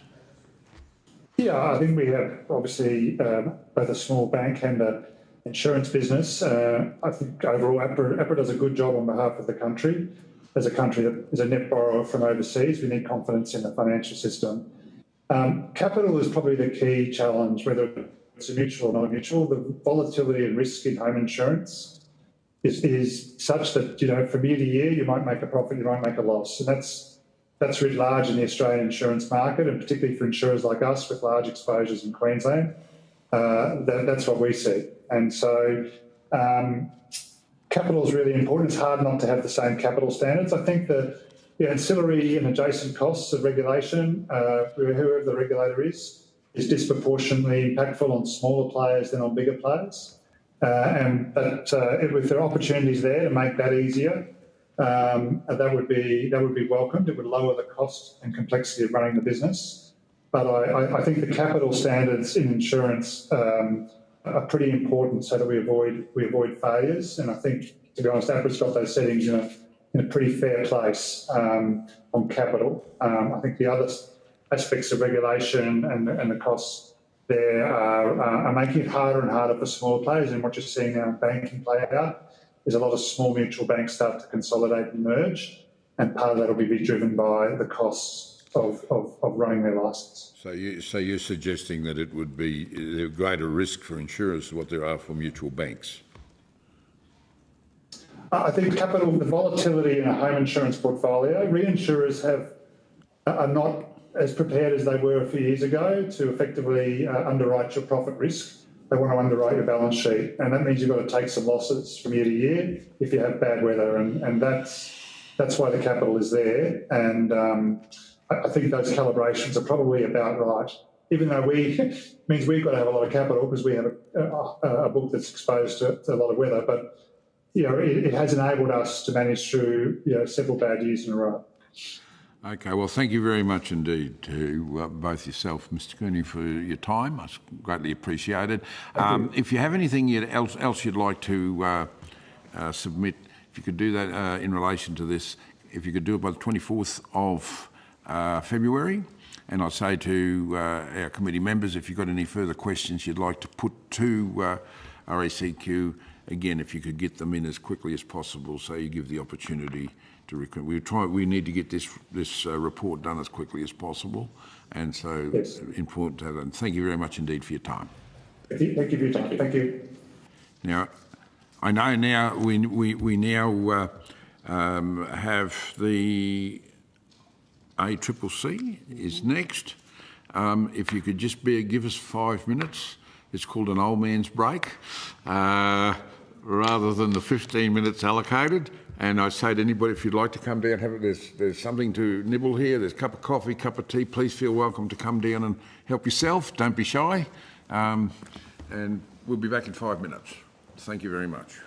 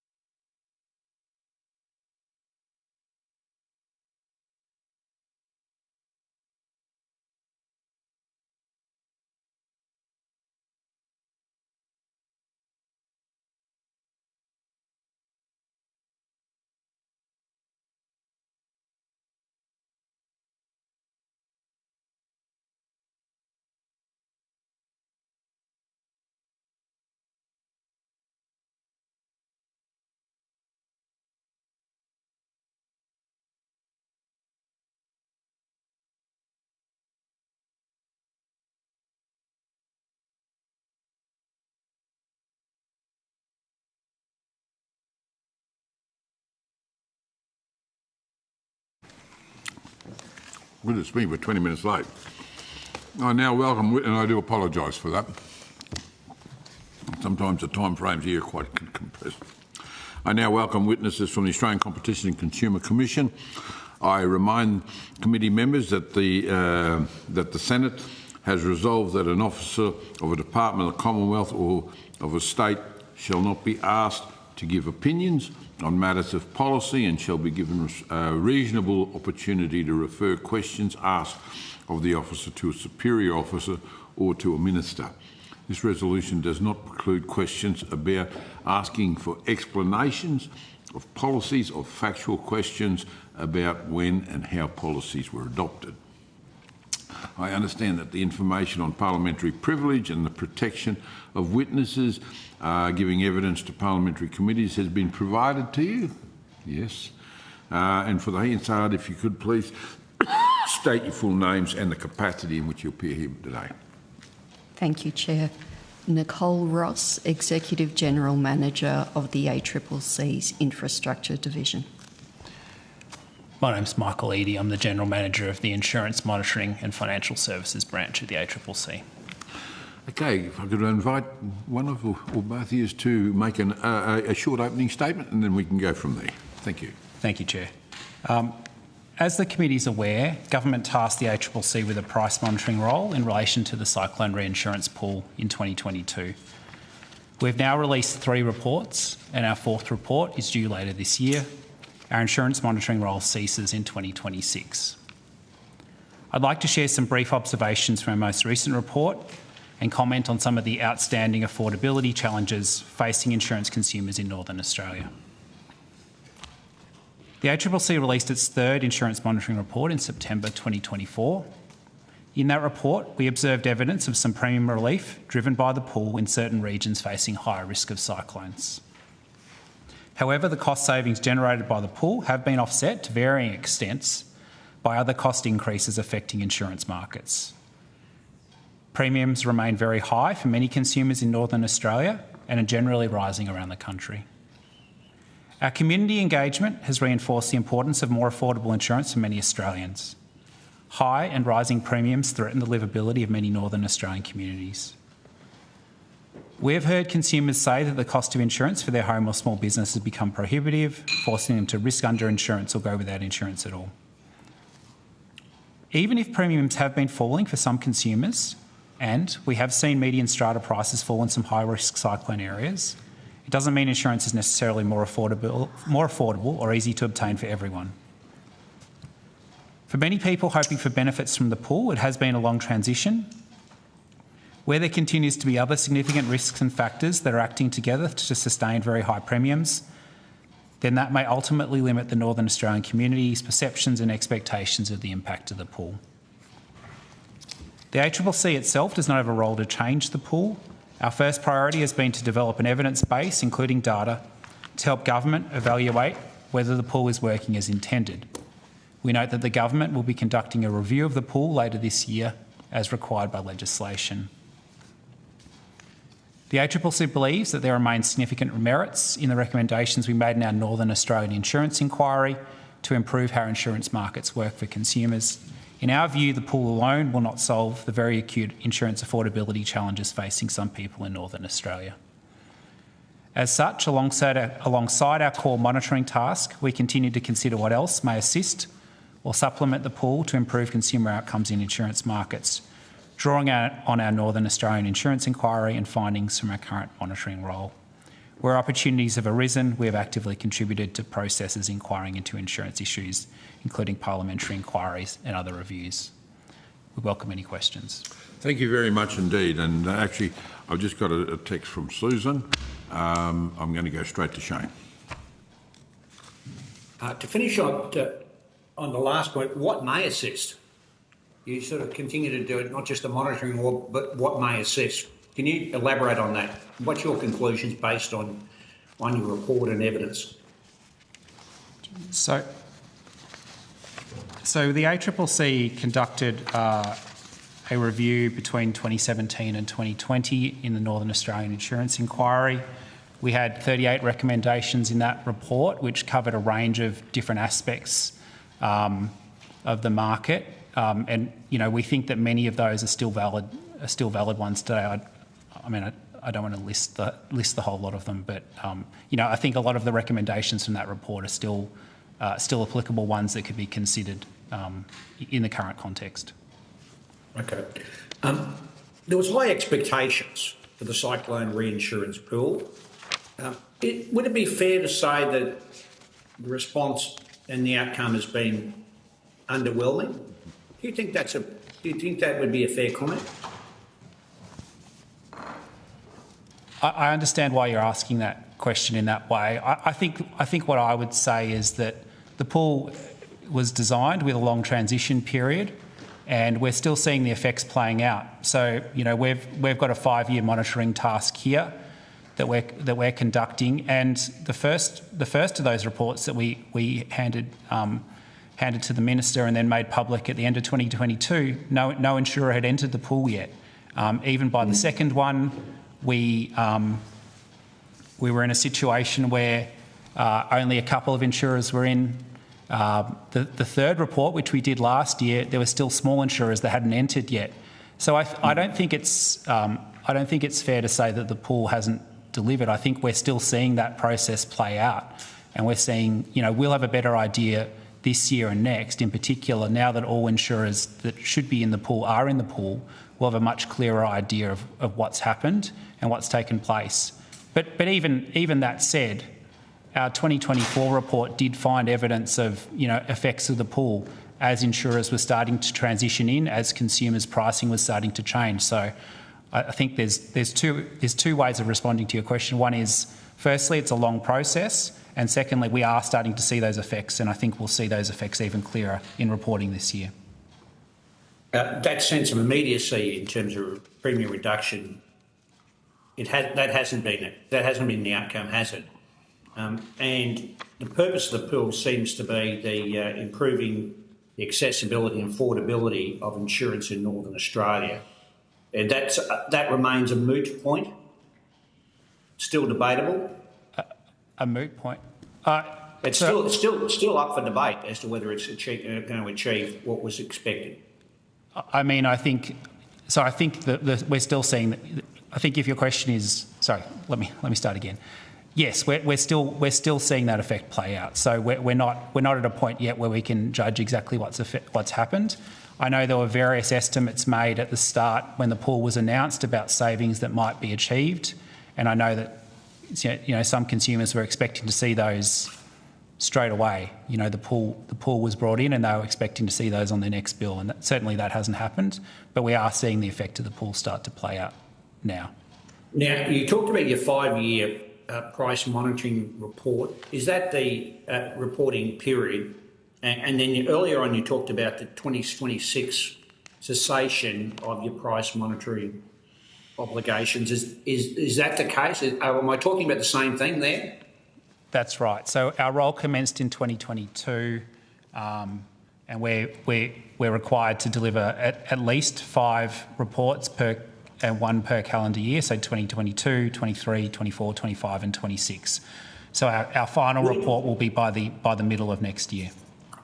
Would it be useful to the improvement of accessibility and affordability insurance in Northern Australia if that 5-year period was extended? And are you capable of continuing on the monitoring beyond the 5-year period? That would be a question for the government, Mr Newman. Yes, of course. But are you capable of continuing the monitoring? The ACCC certainly is capable of conducting market inquiries, collecting information, monitoring and reporting. I would note that we are resourced to undertake this work at present, and it would be a question of the priorities of the agency as a whole as to how we might continue that, and whether the government might decide to direct us to conduct a further inquiry. Yes, I'm not asking you whether you believe you should. That'd be a policy issue for the government of the day, whoever wins the next federal election. But I'm asking, are you capable? And you say you are capable of continuing that, provided you're resourced properly. Correct. The ACCC conducts a number of market inquiries. The reinsurance inquiry is one of those. Okay. this is not you deciding, this is you based on your experience, and you've had years now of experience of monitoring the insurance pool. Do you believe there's some benefit, the ACCC believes there's some benefit in being given that ongoing role? We certainly hope when we undertake work and market inquiries and reporting that we are providing some benefit to the government, to the community, to consumers in terms of providing information that allows them to make better decisions in a range of markets. But it's not a matter of hope. You're not doing this because you've got nothing else to do. You've been given this responsibility because the government of the day believes that your organisation is equipped to do this job. Do you see the benefit in continuing? Does the ACCC see the benefit in continuing to do this type of work? Mr. Newman, we certainly look to provide benefit. We do think it's a matter for the government to decide if there's continuing benefit. Yeah, I'm not asking you policy. I'm just saying based on your experience. Otherwise, you can make no judgment. Well, we certainly hope that we're not putting out reports that no one's reading and that no one is finding useful. Well, you wouldn't be sitting there today if that was the case, and giving evidence before a parliamentary inquiry. Thanks very much, Chair. Thank you. Okay. Just on that, before I hand over to my colleague, can I say that you've done 3 reports so far. This 4th report that you're going to do will be the first one where the pool is at its full capacity, and it will be just 6 months after the capacity has been reached, and so 2026. I understand it's not your role to say what you can or can't do, but I can assure you that there will be a recommendation. I would be encouraging my colleagues to have a recommendation that review continues after 2026. I think it's important so that when it's actually operating for a period of time, we can see where we can make. And through the good work that you've done, it provides us an opportunity to see where we need to tweak it to make it better. So, and I thank you for the work that's been done. Over to you. Okay. But it would be fair to say the first report, the pool wasn't even operational. Probably then the next one was starting to. Like we're in the early. Is it fair to say that we're in the early stages of this? Of the pool or of our monitoring? Of the pool of your reporting, because the smaller insurers only had to be in by December last year. Yeah, certainly the pool was designed, the legislation for the pool was designed with a long transition period to allow insurers to, change their existing commercial reinsurance relationships. So that was the Parliament's intent, as I understand it, and it has taken some time, and certainly, as I said earlier, we've heard that from consumers. They were expecting outcomes more quickly or more immediately, but we are starting to see those effects now, as we reported in our last report. Thank you. So what do you think government can do to improve insurance availability and improve the underinsurance or non-insurance rates? In relation to? Well, we're seeing some people now choosing not to insure themselves because of cost of living crisis, and they can't afford it. We're seeing underinsurance where they're not insuring to the full extent of probably what they should.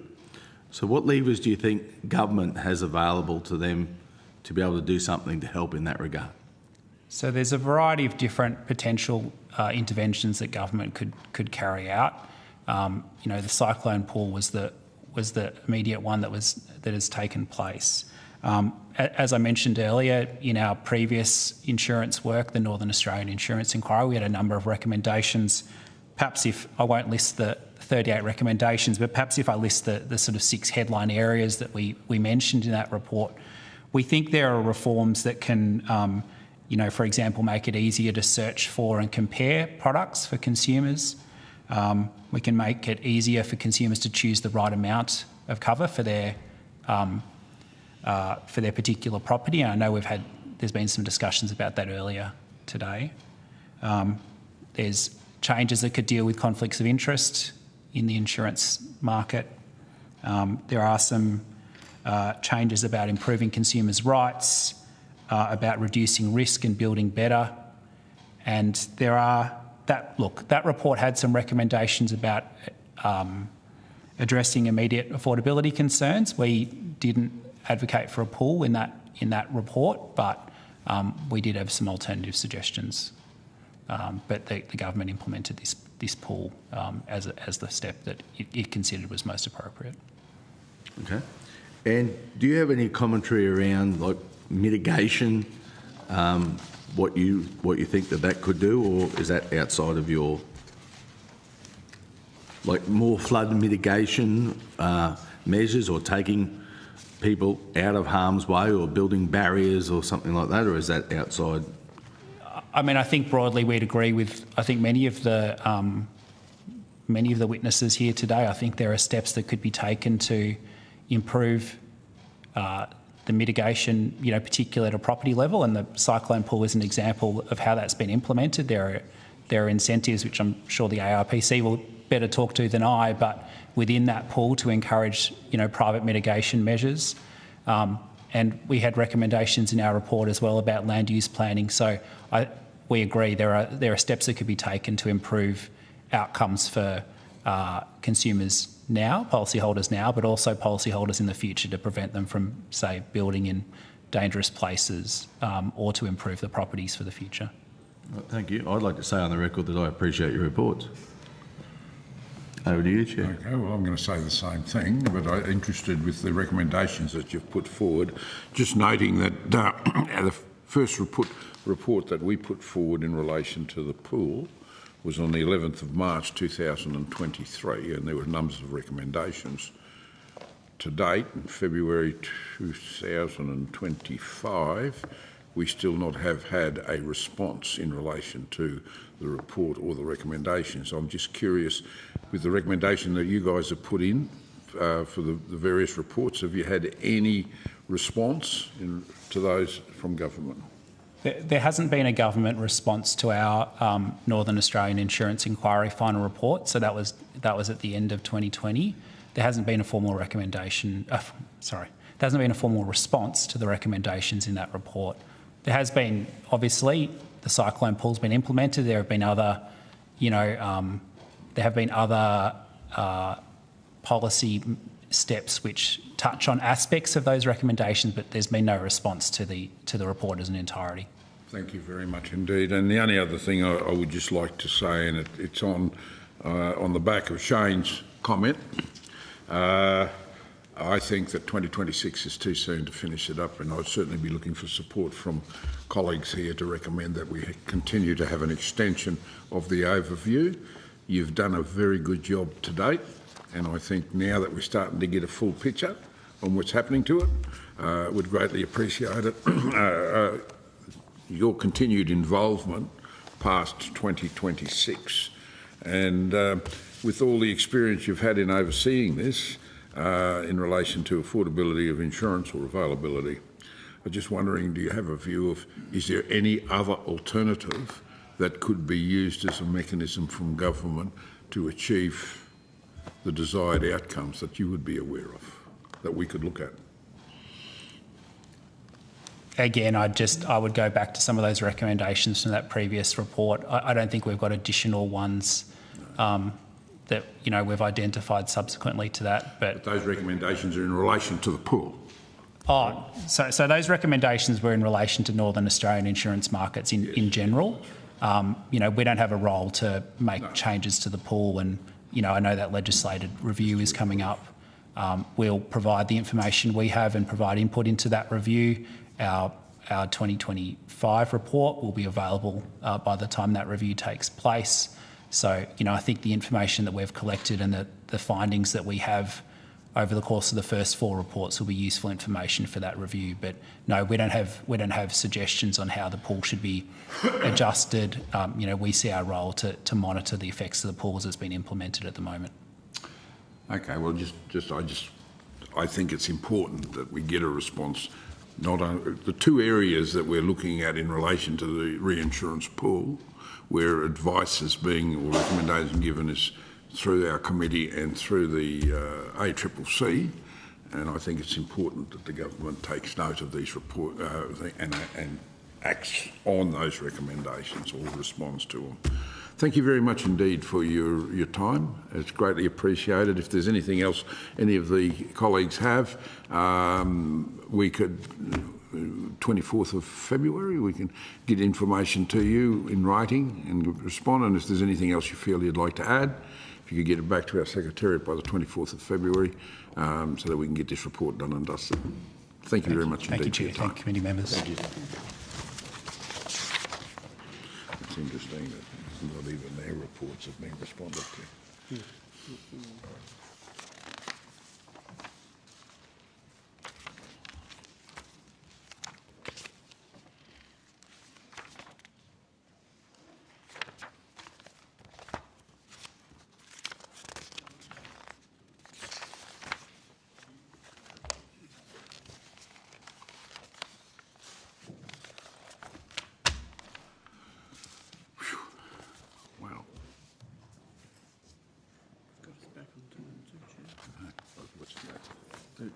We should be warming up here. We're going to be bloody.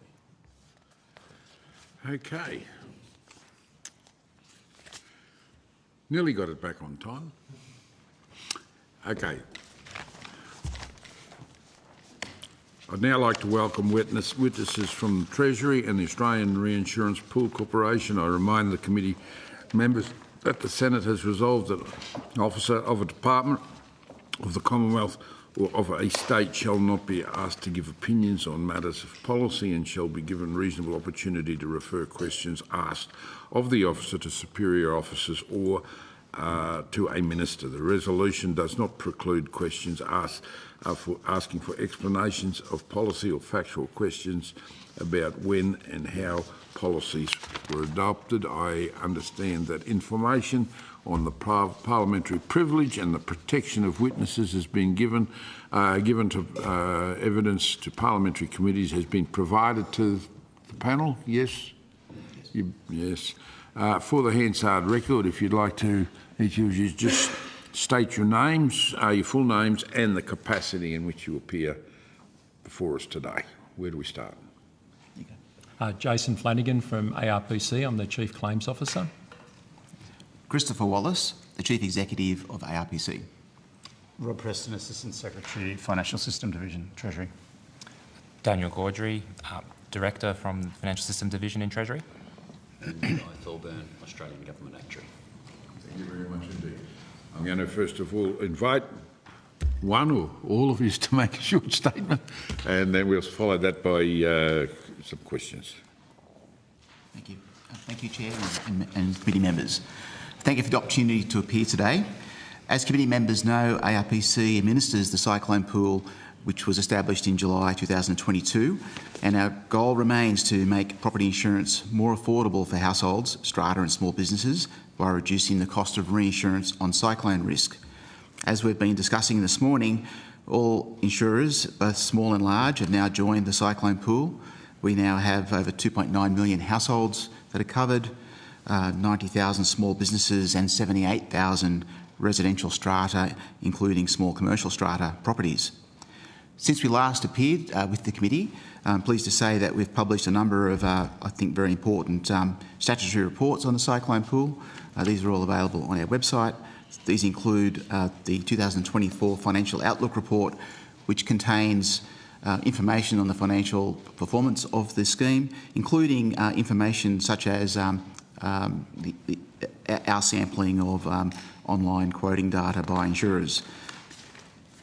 We are seeing in that report we published there are some improvements in affordability and availability of cyclone insurance, and I'll quote some of those numbers later in the discussions.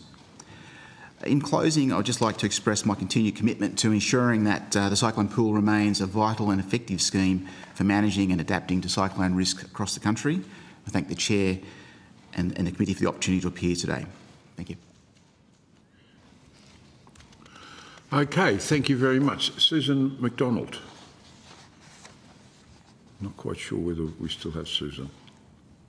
We'll go first of all, in the interest of saving time, we'll go straight to Shane. Oh, sorry, Shane, hold. Got her. Susan, have you got a question? Thank you very much, Acting Chair. I'm sorry to hold you up. I was just having troubles coming off mute. So I wanted to ask you, and this is to Treasury first.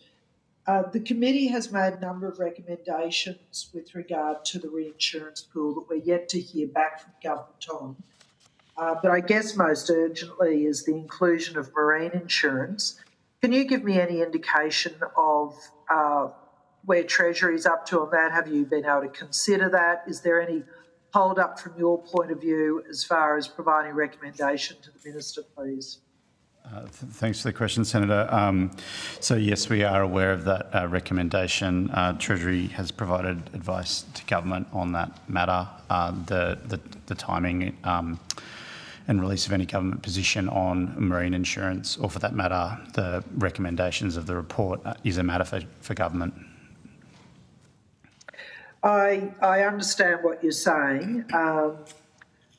Okay, there is some frustration. Well, there is significant frustration in North Queensland about the delays, so I appreciate that you can't help me with that then. I was hoping that you might have said, oh, there was another body of work that you needed, or you were, investigating something else in order to make a recommendation. But if we're just sitting on our thumbs, then that's my characterisation, not yours. So, but we can't keep waiting. People's lives are being affected. People are moving out of Northern Australia because of their frustrations and their inability to get appropriate insurance. So that's a comment rather than a question. I wanted to ask you then about does Treasury have any commentary around changes to the original establishment of the reinsurance pool that you would be adopting now, or are you completely reliant on the Minister giving you approval on something to say here? Well, what can we learn from the last couple of years of the reinsurance pool? Sure. I think I'm not in the position to be able to talking about any policy advice we'd be putting to government, and changes to the pool are a matter for government. I could probably just add to that and my previous remarks. We're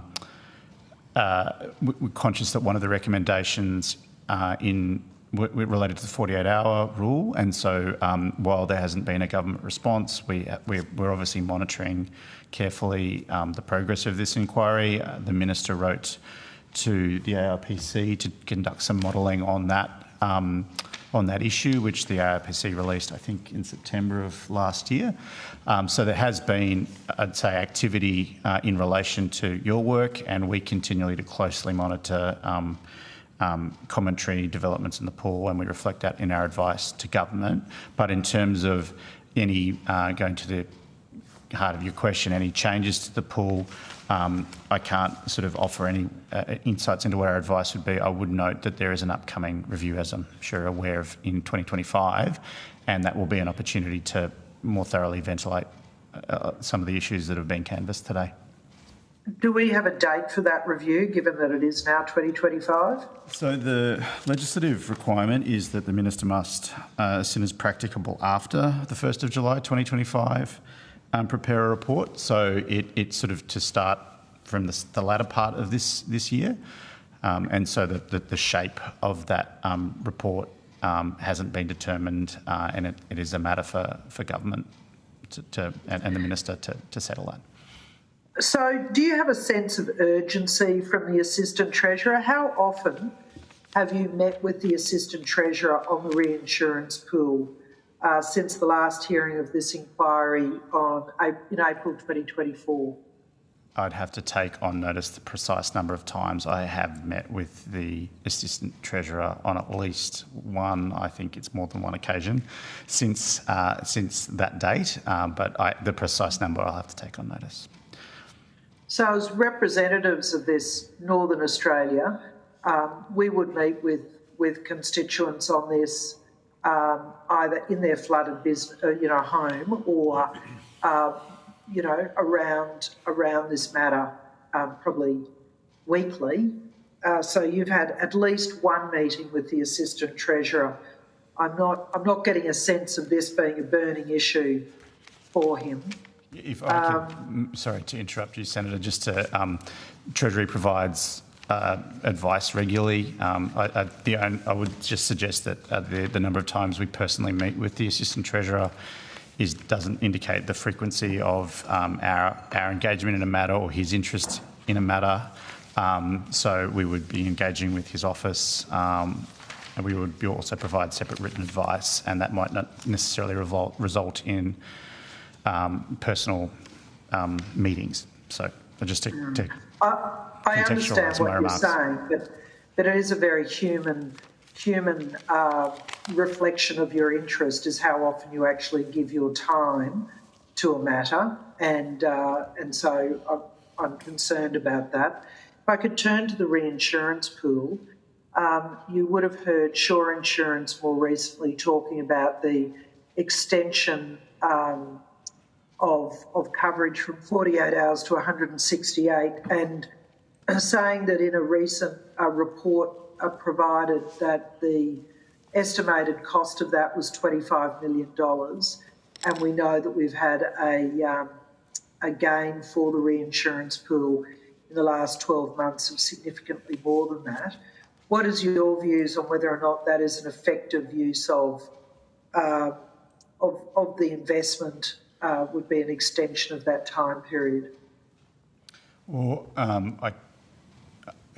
I think it might probably the best way to get into that question is recognition of the fact that the Minister, I should say, commissioned the ARPC to conduct modelling on that issue which you referred to. Given that it's the ARPC's modelling, it might be better to let Chris, or Mr. Dr. Wallace, I should say, have to respond, and I might add additional comments to that. Thank you. And thank you for the question, Senator. So ARPC has published the actuarial analysis, and also we undertook flood analysis to support understanding of the issue of 48 hours versus 168 hours. If I could just take a moment to explain the background to that. The modelling that we have done shows that the cost to ARPC per annum as a modelled cost would be in the range of $20 million to $35 million, which would require for the total pool an increase in premium rates to ARPC of about 5%. In the way the pool is legislated, those cost increases would mostly translate to lower risk areas, and the higher risk areas would have a smaller increase than that average number. The modelling, the 48-hour clause is a policy setting that's in the regulations. I'd just like to clarify that the insurance industry internationally normally covers 168 hours of cover for a cyclone period, regardless of how long a cyclone is. The legislation for the Cyclone Reinsurance Pool provides cover for the full duration of the cyclone, plus an additional 2 days of cover. So the consequence of changing that policy setting from just a factual perspective is that the pool would cover a greater period of cover than will be covered in the international reinsurance markets. Oh, could I just stop you on that point? I'm sorry to interrupt, but it's my understanding that and so this is a good point of clarification, that what we're discussing is the period of time after the end of the named event, and that in Australia the reinsurance pool covers 48 hours, but that overseas the period of time after the named event is 168 hours. Have I got that wrong? Senator, may I clarify for you? Thank you. I can provide assurance to the committee that the duration of cover for the entire period of claim in the international reinsurance markets is 168 hours, and that includes the period of the cyclone. So that includes, so what happens is if a cyclone happens, then there's only 7 days of cover provided, and the insurer decides when that cover commences. So what an insurer would do normally is pick the day in the cyclone that's causing the most damage and then have a further 7 days of cover. The way the legislation operates for the Cyclone Reinsurance Pool is that the pool covers the entire duration of a cyclone from start to finish, plus an additional 2 days. So what that has created is some boundary issues for insurers. There is some friction around the way that they reinsure their flood risk. So there is some boundary issues, and we identify that in the report. The cost to the pool is quite modest to increase the period of cover, but I would like to make the point that there are risks to the public because the pool is public funds, and the consequence of extending the post-cyclone cover for flood will mean that areas of low cyclone risk will have much greater coverage of flood, and there'll be unintended potential consequences of having to extend payments into broader areas, which could cost the public funds in that event. So that's the reason why the legislation did try to contain the duration of the cyclone to provide maximum savings to medium and high risk areas. Just on that one, I'm sorry to intervene here, but as somebody that's probably been through more cyclones, been through them than anybody else in this room, let me tell you that the moment the cyclone hits the coast, it's almost immediately or within a very short time frame becomes a tropical low. And it's the Bureau of Meteorology that downgrades it from cyclone, whatever it is, Jasper, to a tropical low. And this is where the problem is, because when it's, Cyclone Monica is a classic example where they downgraded it as soon as it hit the coast. It starts to become a water problem. Cyclone Monica hit Cape York, still Cyclone Monica, but it was the rain that followed it about 5 days later.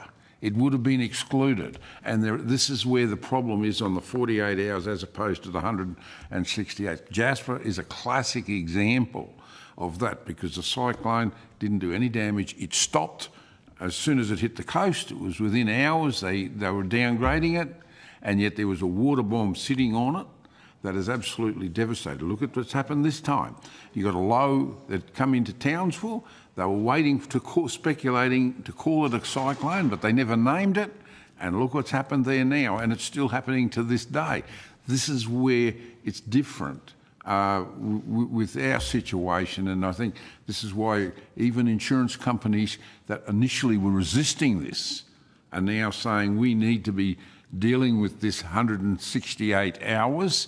And one of them today said, Jasper, the pool covered 22% of their costs. Short, sharp one, like Kirrily, they covered 100% of their costs. What's happening now with a low, which is where cyclones come from in Townsville, you're going to cover zero of the costs.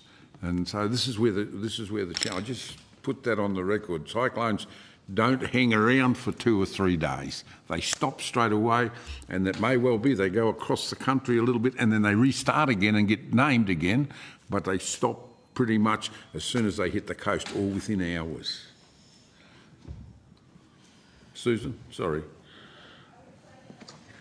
No, that's exactly the point. So thanks, Warren. Okay, anything else? So please continue with your response.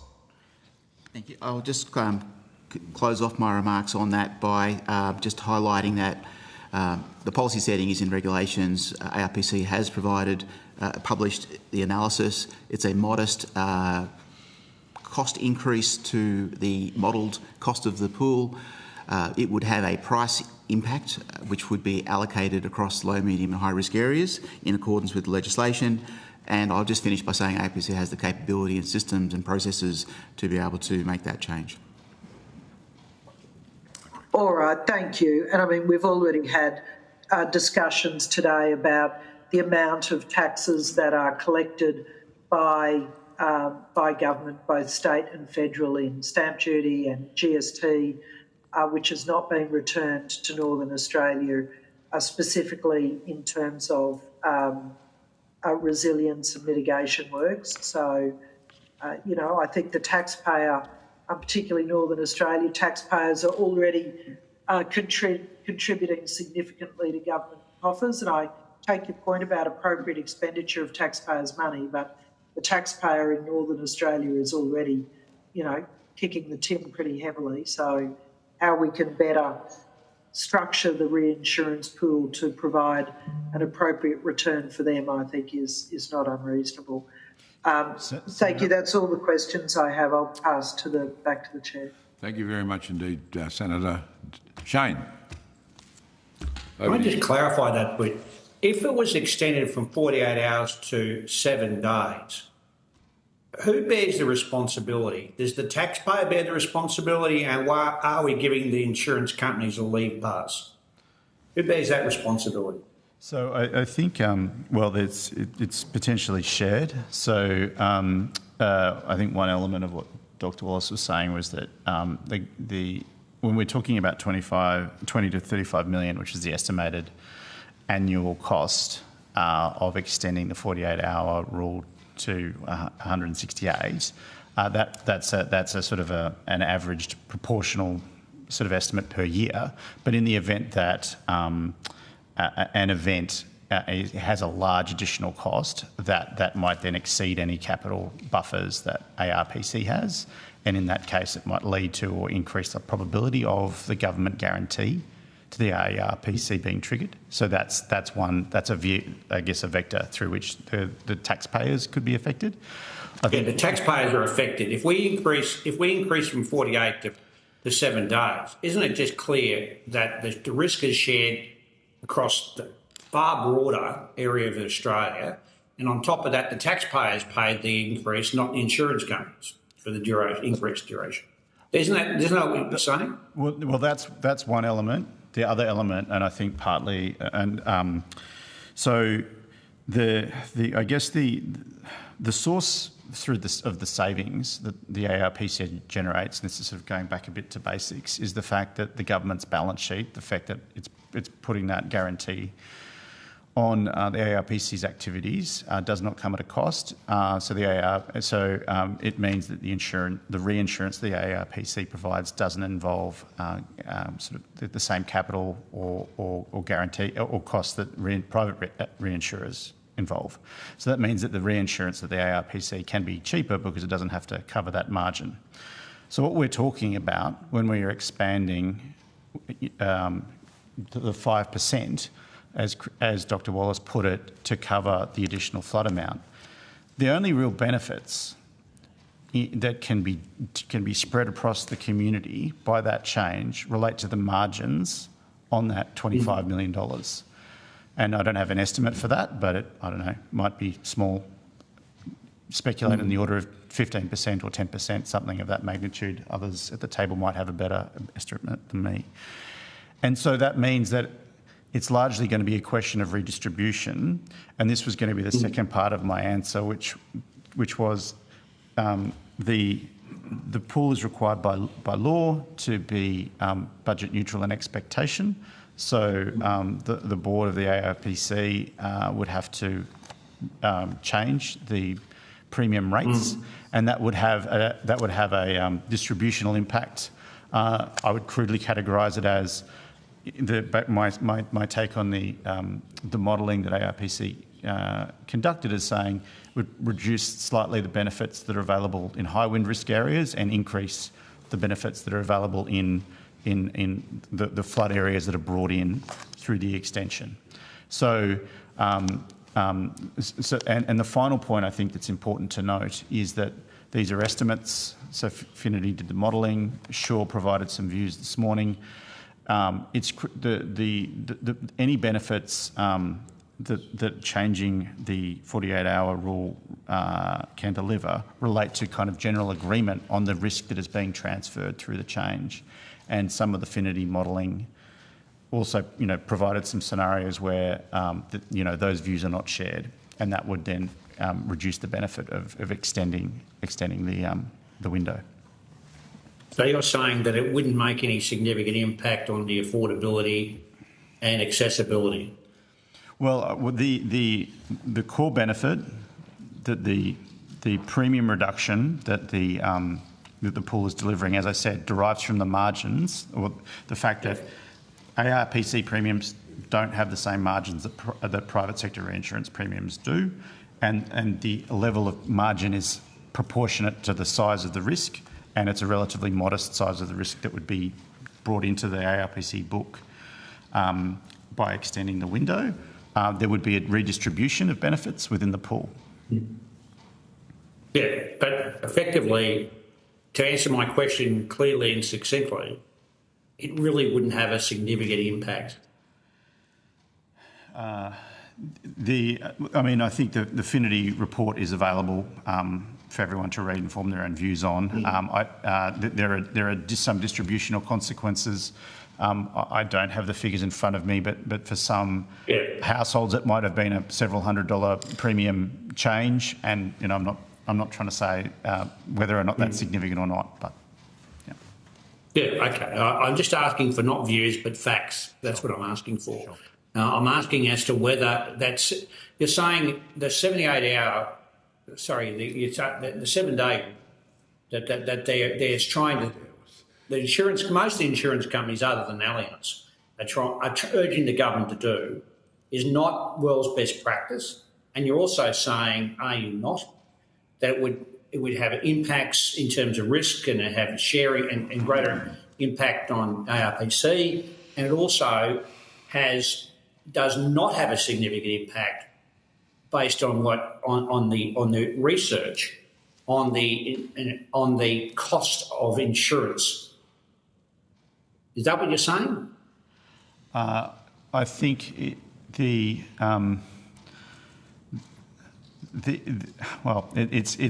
I'm reluctant to boil down an issue as complex as this to it's not as being as significant or not significant.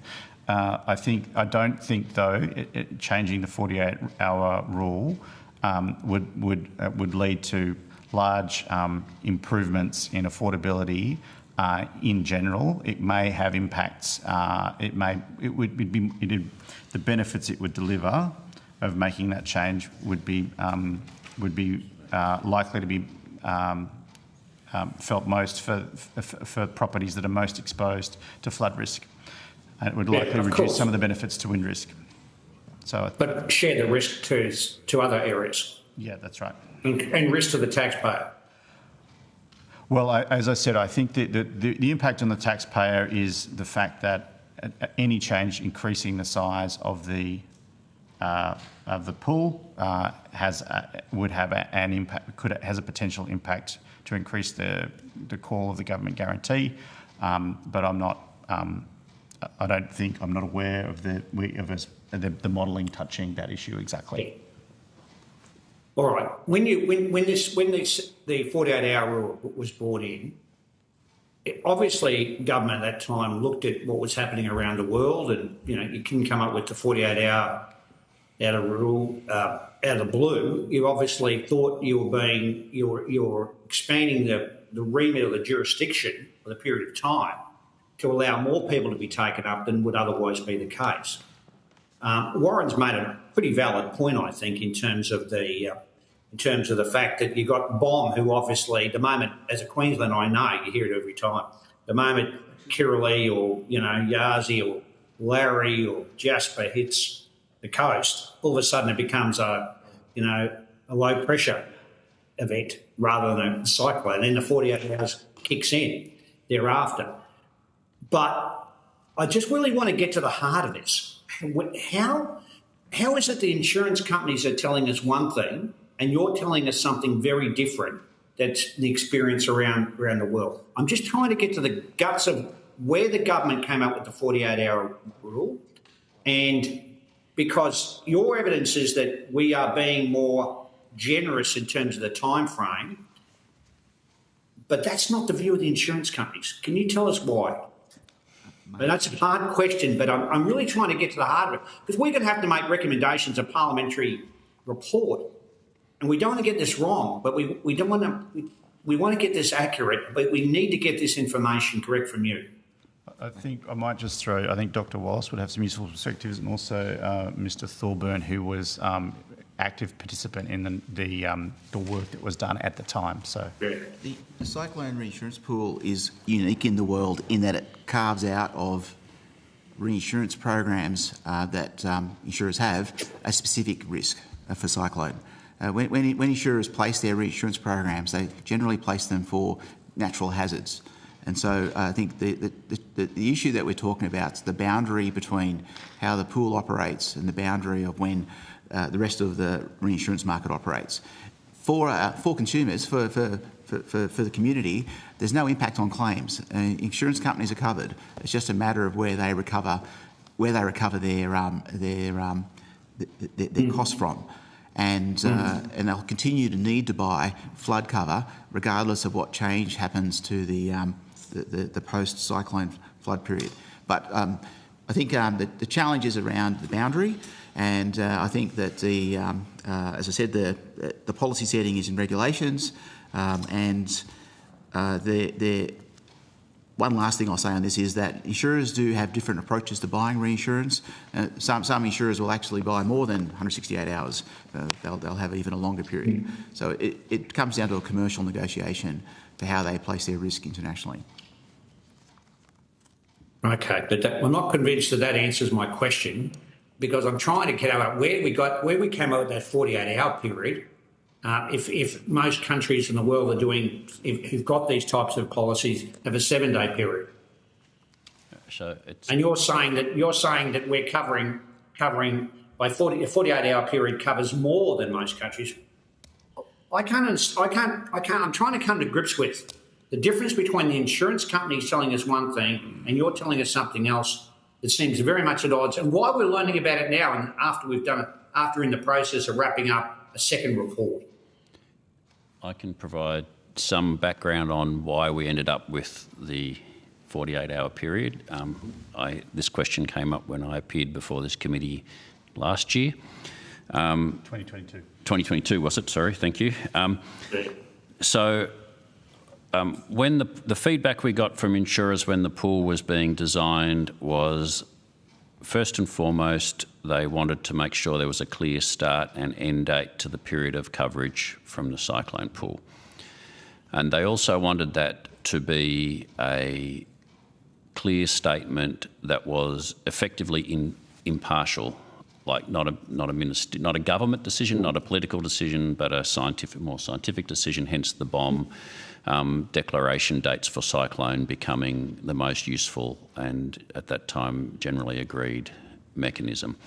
So that led to the start and end of the cyclone, and then following that there was some discussion around the post-cyclone flood question, which is kind of what the main issue is at the moment. Yeah. Now, at the time, the clear direction was to target improvements in affordability to high cyclone areas, and the available data and the analysis that was available at the time was difficult in terms of the amount of post-cyclonic flood and where it impacted, but what we could see was that the longer the period of time, the more likely it was that the geographic area covered by the pool would be much more diverse, and the resources of the pool would be drawn towards a wider area. And the focus or the policy intent was to target those resources to help high cyclone areas. So that led to a choice between shorter or longer periods, and the shorter period was going to help ensure that the resources of the pool were targeted towards cyclone-prone areas, which is the choice that was taken. As soon as you, in the first step, as soon as you get to a cyclone event defined by the BOM declaration or anchored to that in some way, you've immediately stepped away from the practice of other reinsurance contracts, which is the insurance company defines its 7-day window and fixes it after the event. So in some ways, yes, it is different. I agree with Dr. Wallace's comment that irrespective of the time frame, you do have boundary issues, and if it's a longer period, we would have different boundary issues that would come up and probably be being talked about. To the question of whether it is likely to generate significant savings, the modelling that's been done and the size of the AAL and any margin that might be available on that, if any, would suggest that it's unlikely on average to generate significant additional savings. It's really only going to perhaps shift the boundary issue. So is there a clear statement on whether it's a good thing or a bad thing that I would make? And I'd say no. I think it's a matter of judgment as to whether it should be kept at 48 hours or longer. The numbers that were quoted this morning did make me wonder if the modelling that ARPC had commissioned was high enough. But it is what we've got. And Jane, do you mind if I just a slight intervention here, mate? Do you mind? Just on this issue? It's interesting when we looked at this report back on the 11th of March 2023, it's fair to say that the majority of the bigger insurers were pushing back on the changes to the 48-hour rule. And that you've explained there, Mr Thorburn, the fact that they contributed to this as a concept on the development of this. However, 11th of March, after that, we've now got all of the bigger insurances saying it's got to happen. And what's happened? We've had a couple of events, and one of them was Jasper, which has highlighted the fact that it doesn't work. And the only one that is saying no to this at the moment is Allianz. And then I look at the figures here.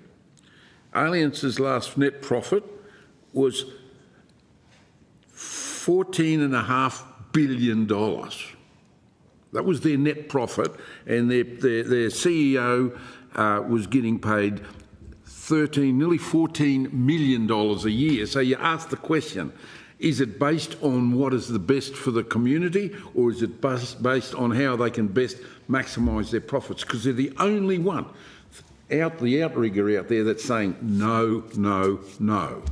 All the others are saying, all the evidence that we got today said yes, and I'll go further once I have a chance here in relation to a specific example. Can I just say this, Warren?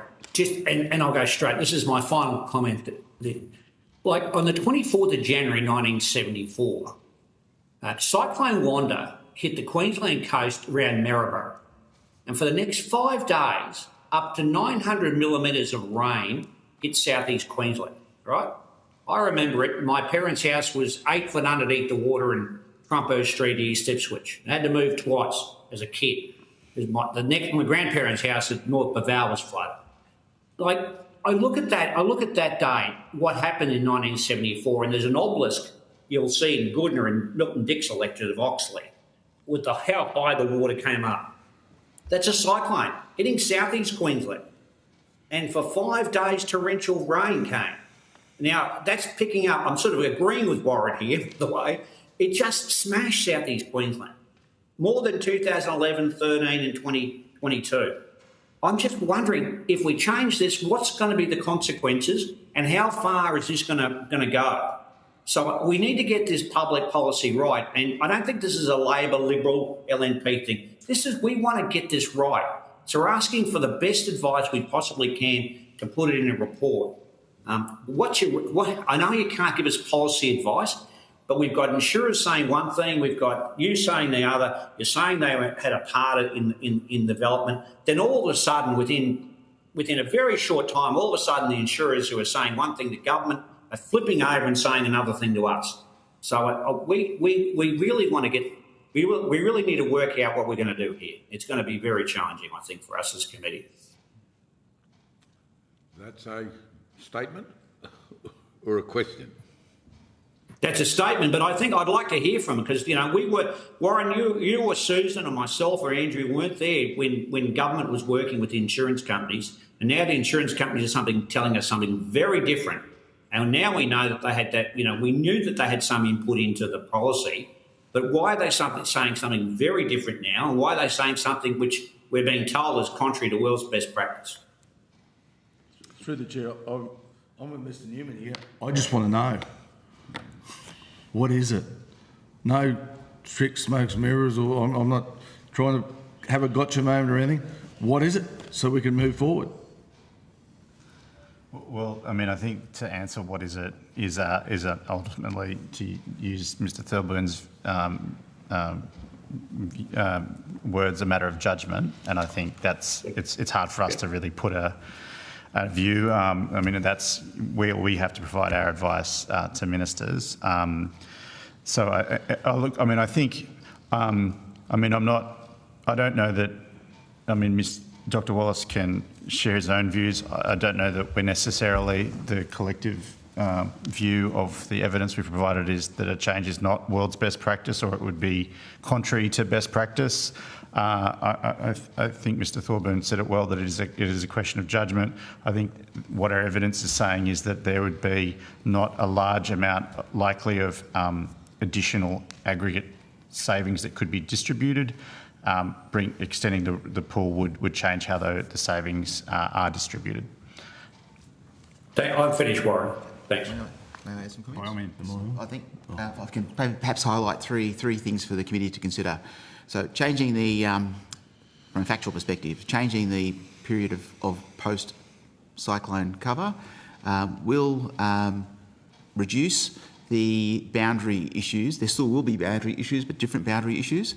So where the pool interacts with the reinsurance programs in place by the private market. So a longer period of cover will have the impact of putting more claims into the pool, but they'll be often could be claims from broader areas. So the second point I wanted to make was that the modelling that we've done is modelling, so it's all based on assumptions and projections, and the actual outcomes will be different. So I need to just say that.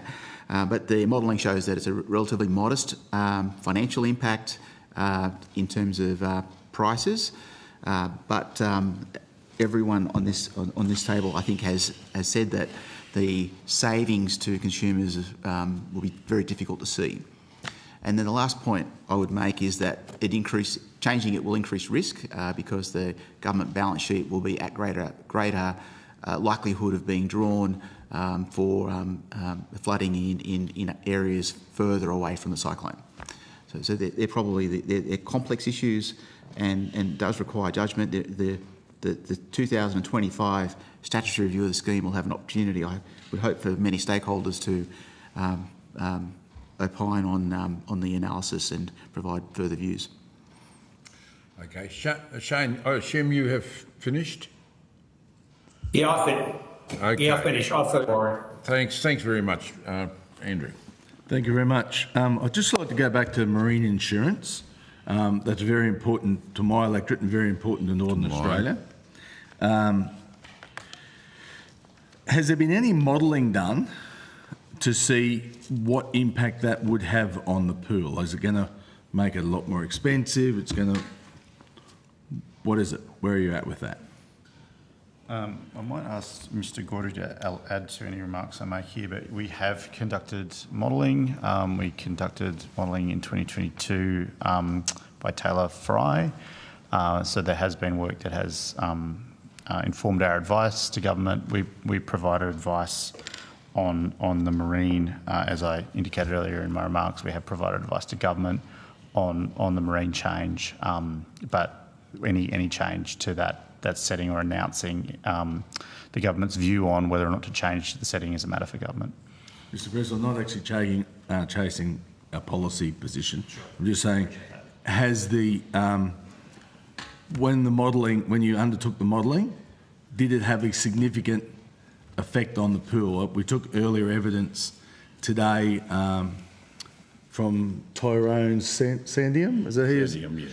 Right. Yeah, and he didn't seem to think that there would be much difference in, like, there'd be savings for the people affected, but not a lot of damage to the pool. Could you comment on that? I'm not asking for a policy position, please. I would have to take on notice what we can talk about regarding that advice. So we provided that advice to government, and the kind of the whether or not to release the modelling that we've conducted is a decision of the minister. Okay. Oh, can I ask you to take that on notice and just find out whether I'll see what additional information we can come back with. Yes, feels all right. Thank you. My question to the ARPC: what do you do with the excess revenue that this pool is generating? Thank you. I might ask the Australian Government Actuary to also assist on this, if I may. But the pool is legislated to be cost neutral over the long term. We will have years where there are surpluses. Like there's a 10% chance that we will be in surplus this year. Sorry, by 90% chance. Let me take a step back. Sorry, let me start again. We will have years where there are surpluses and years where there are big deficits. So over a 5-year period, for example, most years over 5 years will be in surplus, but 1 year in every 5 will be very, very large in deficit, in the order of billions of dollars. And so we invest those funds. They're all public funds and they're available to pay claims. And we need to make sure that we are reducing the risk to the government balance sheet to have sufficient assets. We have a capital management plan that monitors the assets so that we can assure that we are managing the financial sustainability, and we report that in our financial outlook report and our annual report. So they're certainly not profits. They're not surplus. They're actually we're saving funds for the big loss event, which we haven't had yet. Saving them, investing them, whatever like that, for in case there's a major peril. Yes. Is that correct? That's right. Oh, excellent. That's very, very good.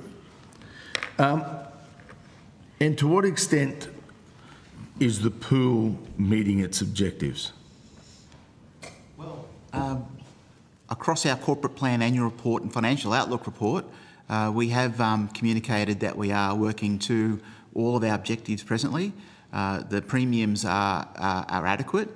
The pool is operating in a positive asset position, and we're paying claims. We haven't talked today about claims paying, but I wanted to make the point that we are paying claims quickly to insurers, and we're very conscious of the need to support insurers in their work to their customers.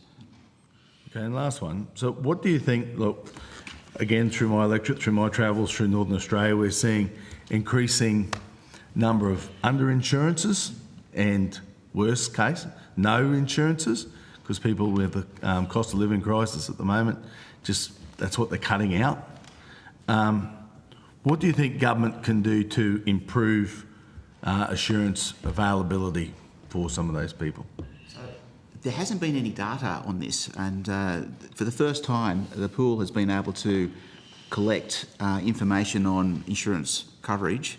And I can tell you, for example, for the first time, we can say that we published this in our financial outlook report, that Far North Queensland has 78% of households have insurance.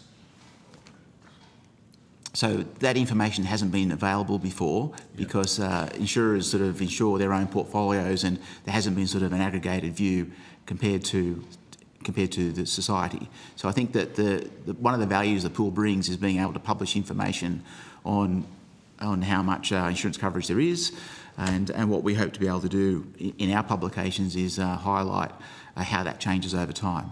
So one thing the government can do is publish more information on what's available, what coverage is available. Oh, thank you. Just add briefly to Dr. Wallace's comments, statement that the government set up the Hazard Insurance Partnership, which the National Emergency Management Authority leads, and recognising the fact that we don't have good data on underinsurance, that partnership is establishing a data asset that can try to get a better picture on. It's collecting data from insurers. It's being collated with ABS data to try to build up understanding of underinsurance across the country. Thank you.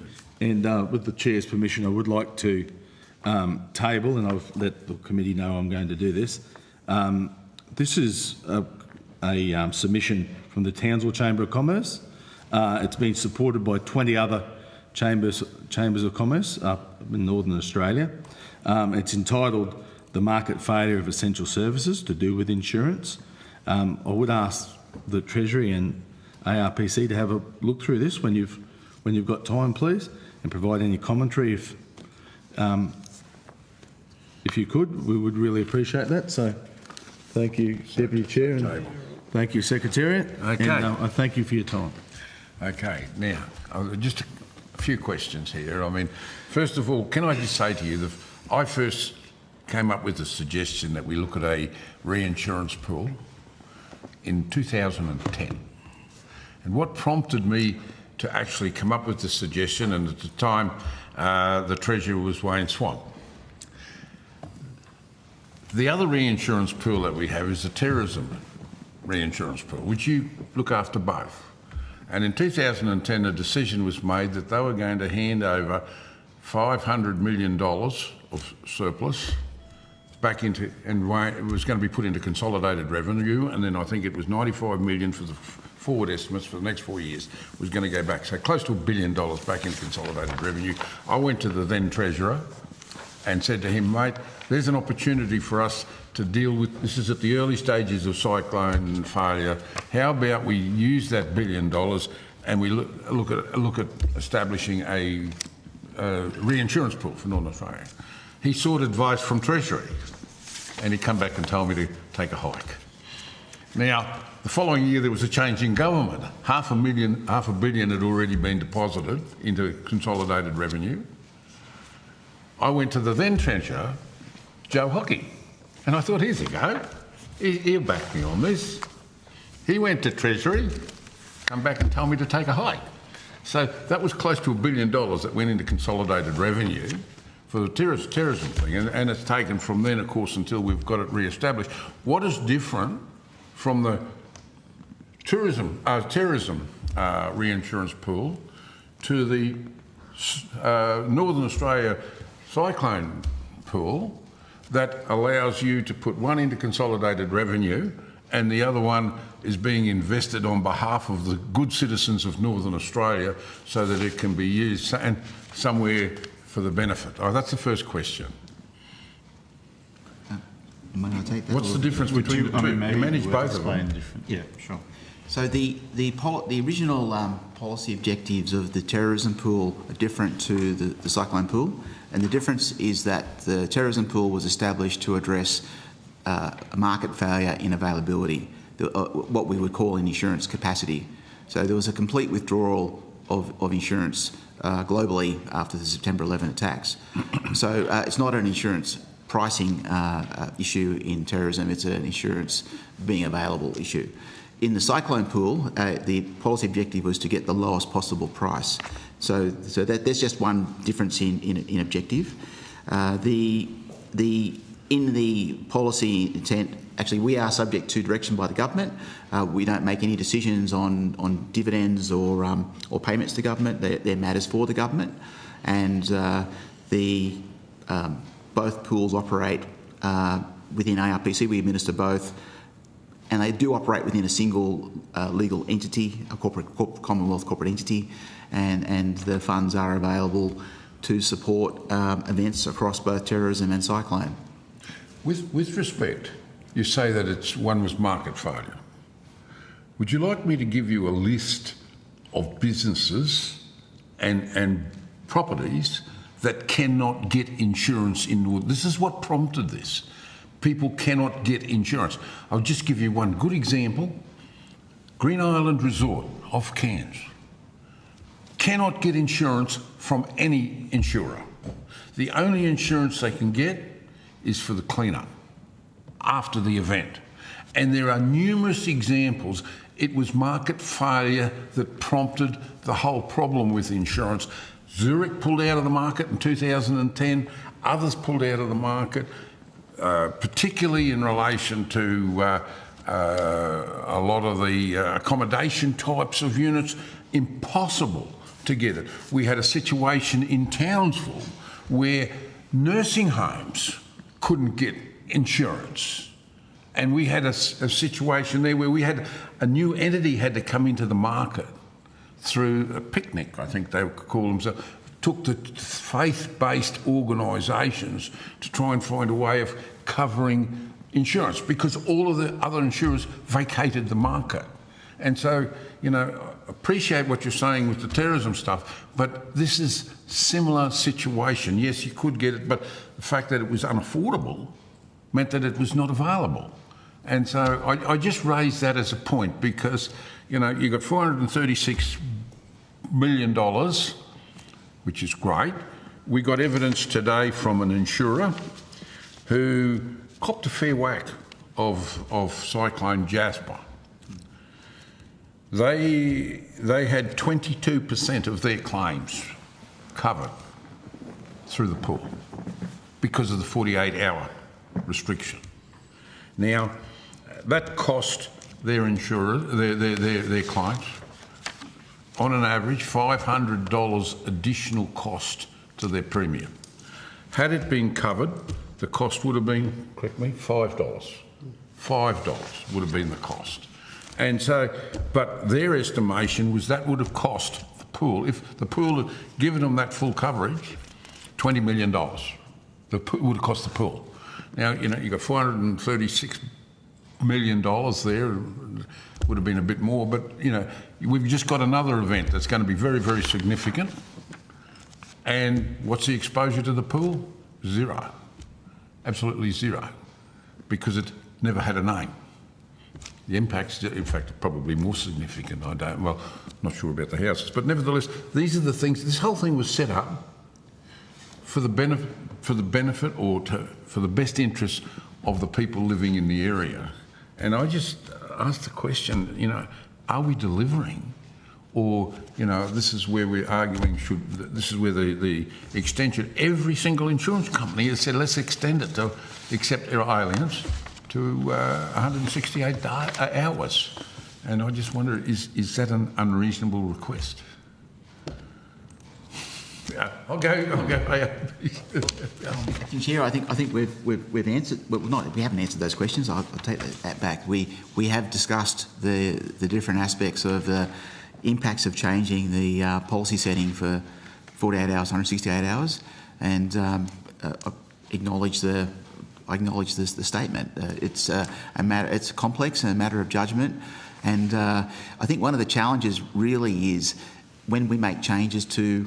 If we were to make changes to the cyclone pool, to what extent will the reinsurance industry globally adjust? And there is an important role for the ACCC to monitor those aspects. And you know, there's a multi-stakeholder, multiple market sort of impact of any change that we make. And I say I can understand pushback from Treasury. I mean, it's always about make sure we get the best bang for the buck. However, I mean, at the end of the day, this was set up to try and best service people that have been profoundly impacted by this. And I would suggest to you that we identified this problem when before it even had the first payout, which was in the end of 2023. And you've got to say, is it the best interest of serving the government or is it serving the people? And I suggest that we need to make these tweaks to make it happen. And I find it very frustrating that we've gone this far down the track and we've got things like this that could make a difference. I'm of the view that we should be expanding this pool to include flood from cyclonic lows. That would serve the people rather than, you know, but anyway, that's just a matter of a statement. Can I say thank you very much indeed for your time. I think there's more to come. I think it's frustrating also that we've had the ACCC with a report that they've handed out in relation to recommendations. We've had a report that goes back since March 2023 and we're still waiting on responses to the recommendations, one of which of course is an increase from 24 to 168 hours. Their decisions had to be made politically and you guys responsible for that, but I think that we should be making it for the best it possibly can because I don't think the situation is going to improve. It's only going to get worse, for what it's worth. Thank you very much indeed for your time that you've been here. I think this matter's long. We've got another review, I think, in July, haven't we? So it's going to be interesting to see whether we've got responses by then. But anyway, thank you. That concludes today's hearing. Thank you for all the witnesses that have appeared, and to Hanside and Broadcasting. I see I'm still here. Very much assisting us. The committee has agreed to response. If there's anything else you need to get back to us, we have asked for something on notice, 24th of February. If you get that back to us by then, I think you can see there's a level of frustration here in trying to get this thing as best it possibly can. We've had a lot of hypotheticals and a lot of models and that have been working to build the darn thing, but we've had a couple of events now that have actually occurred that obviously haven't given people a change in views in how we can actually make it work. And it's no longer theoretical. It's not about models, it's about reality. But thank you very much indeed, and the committee now stands adjourned. Thank you. Thank you. Thank you. Thank you.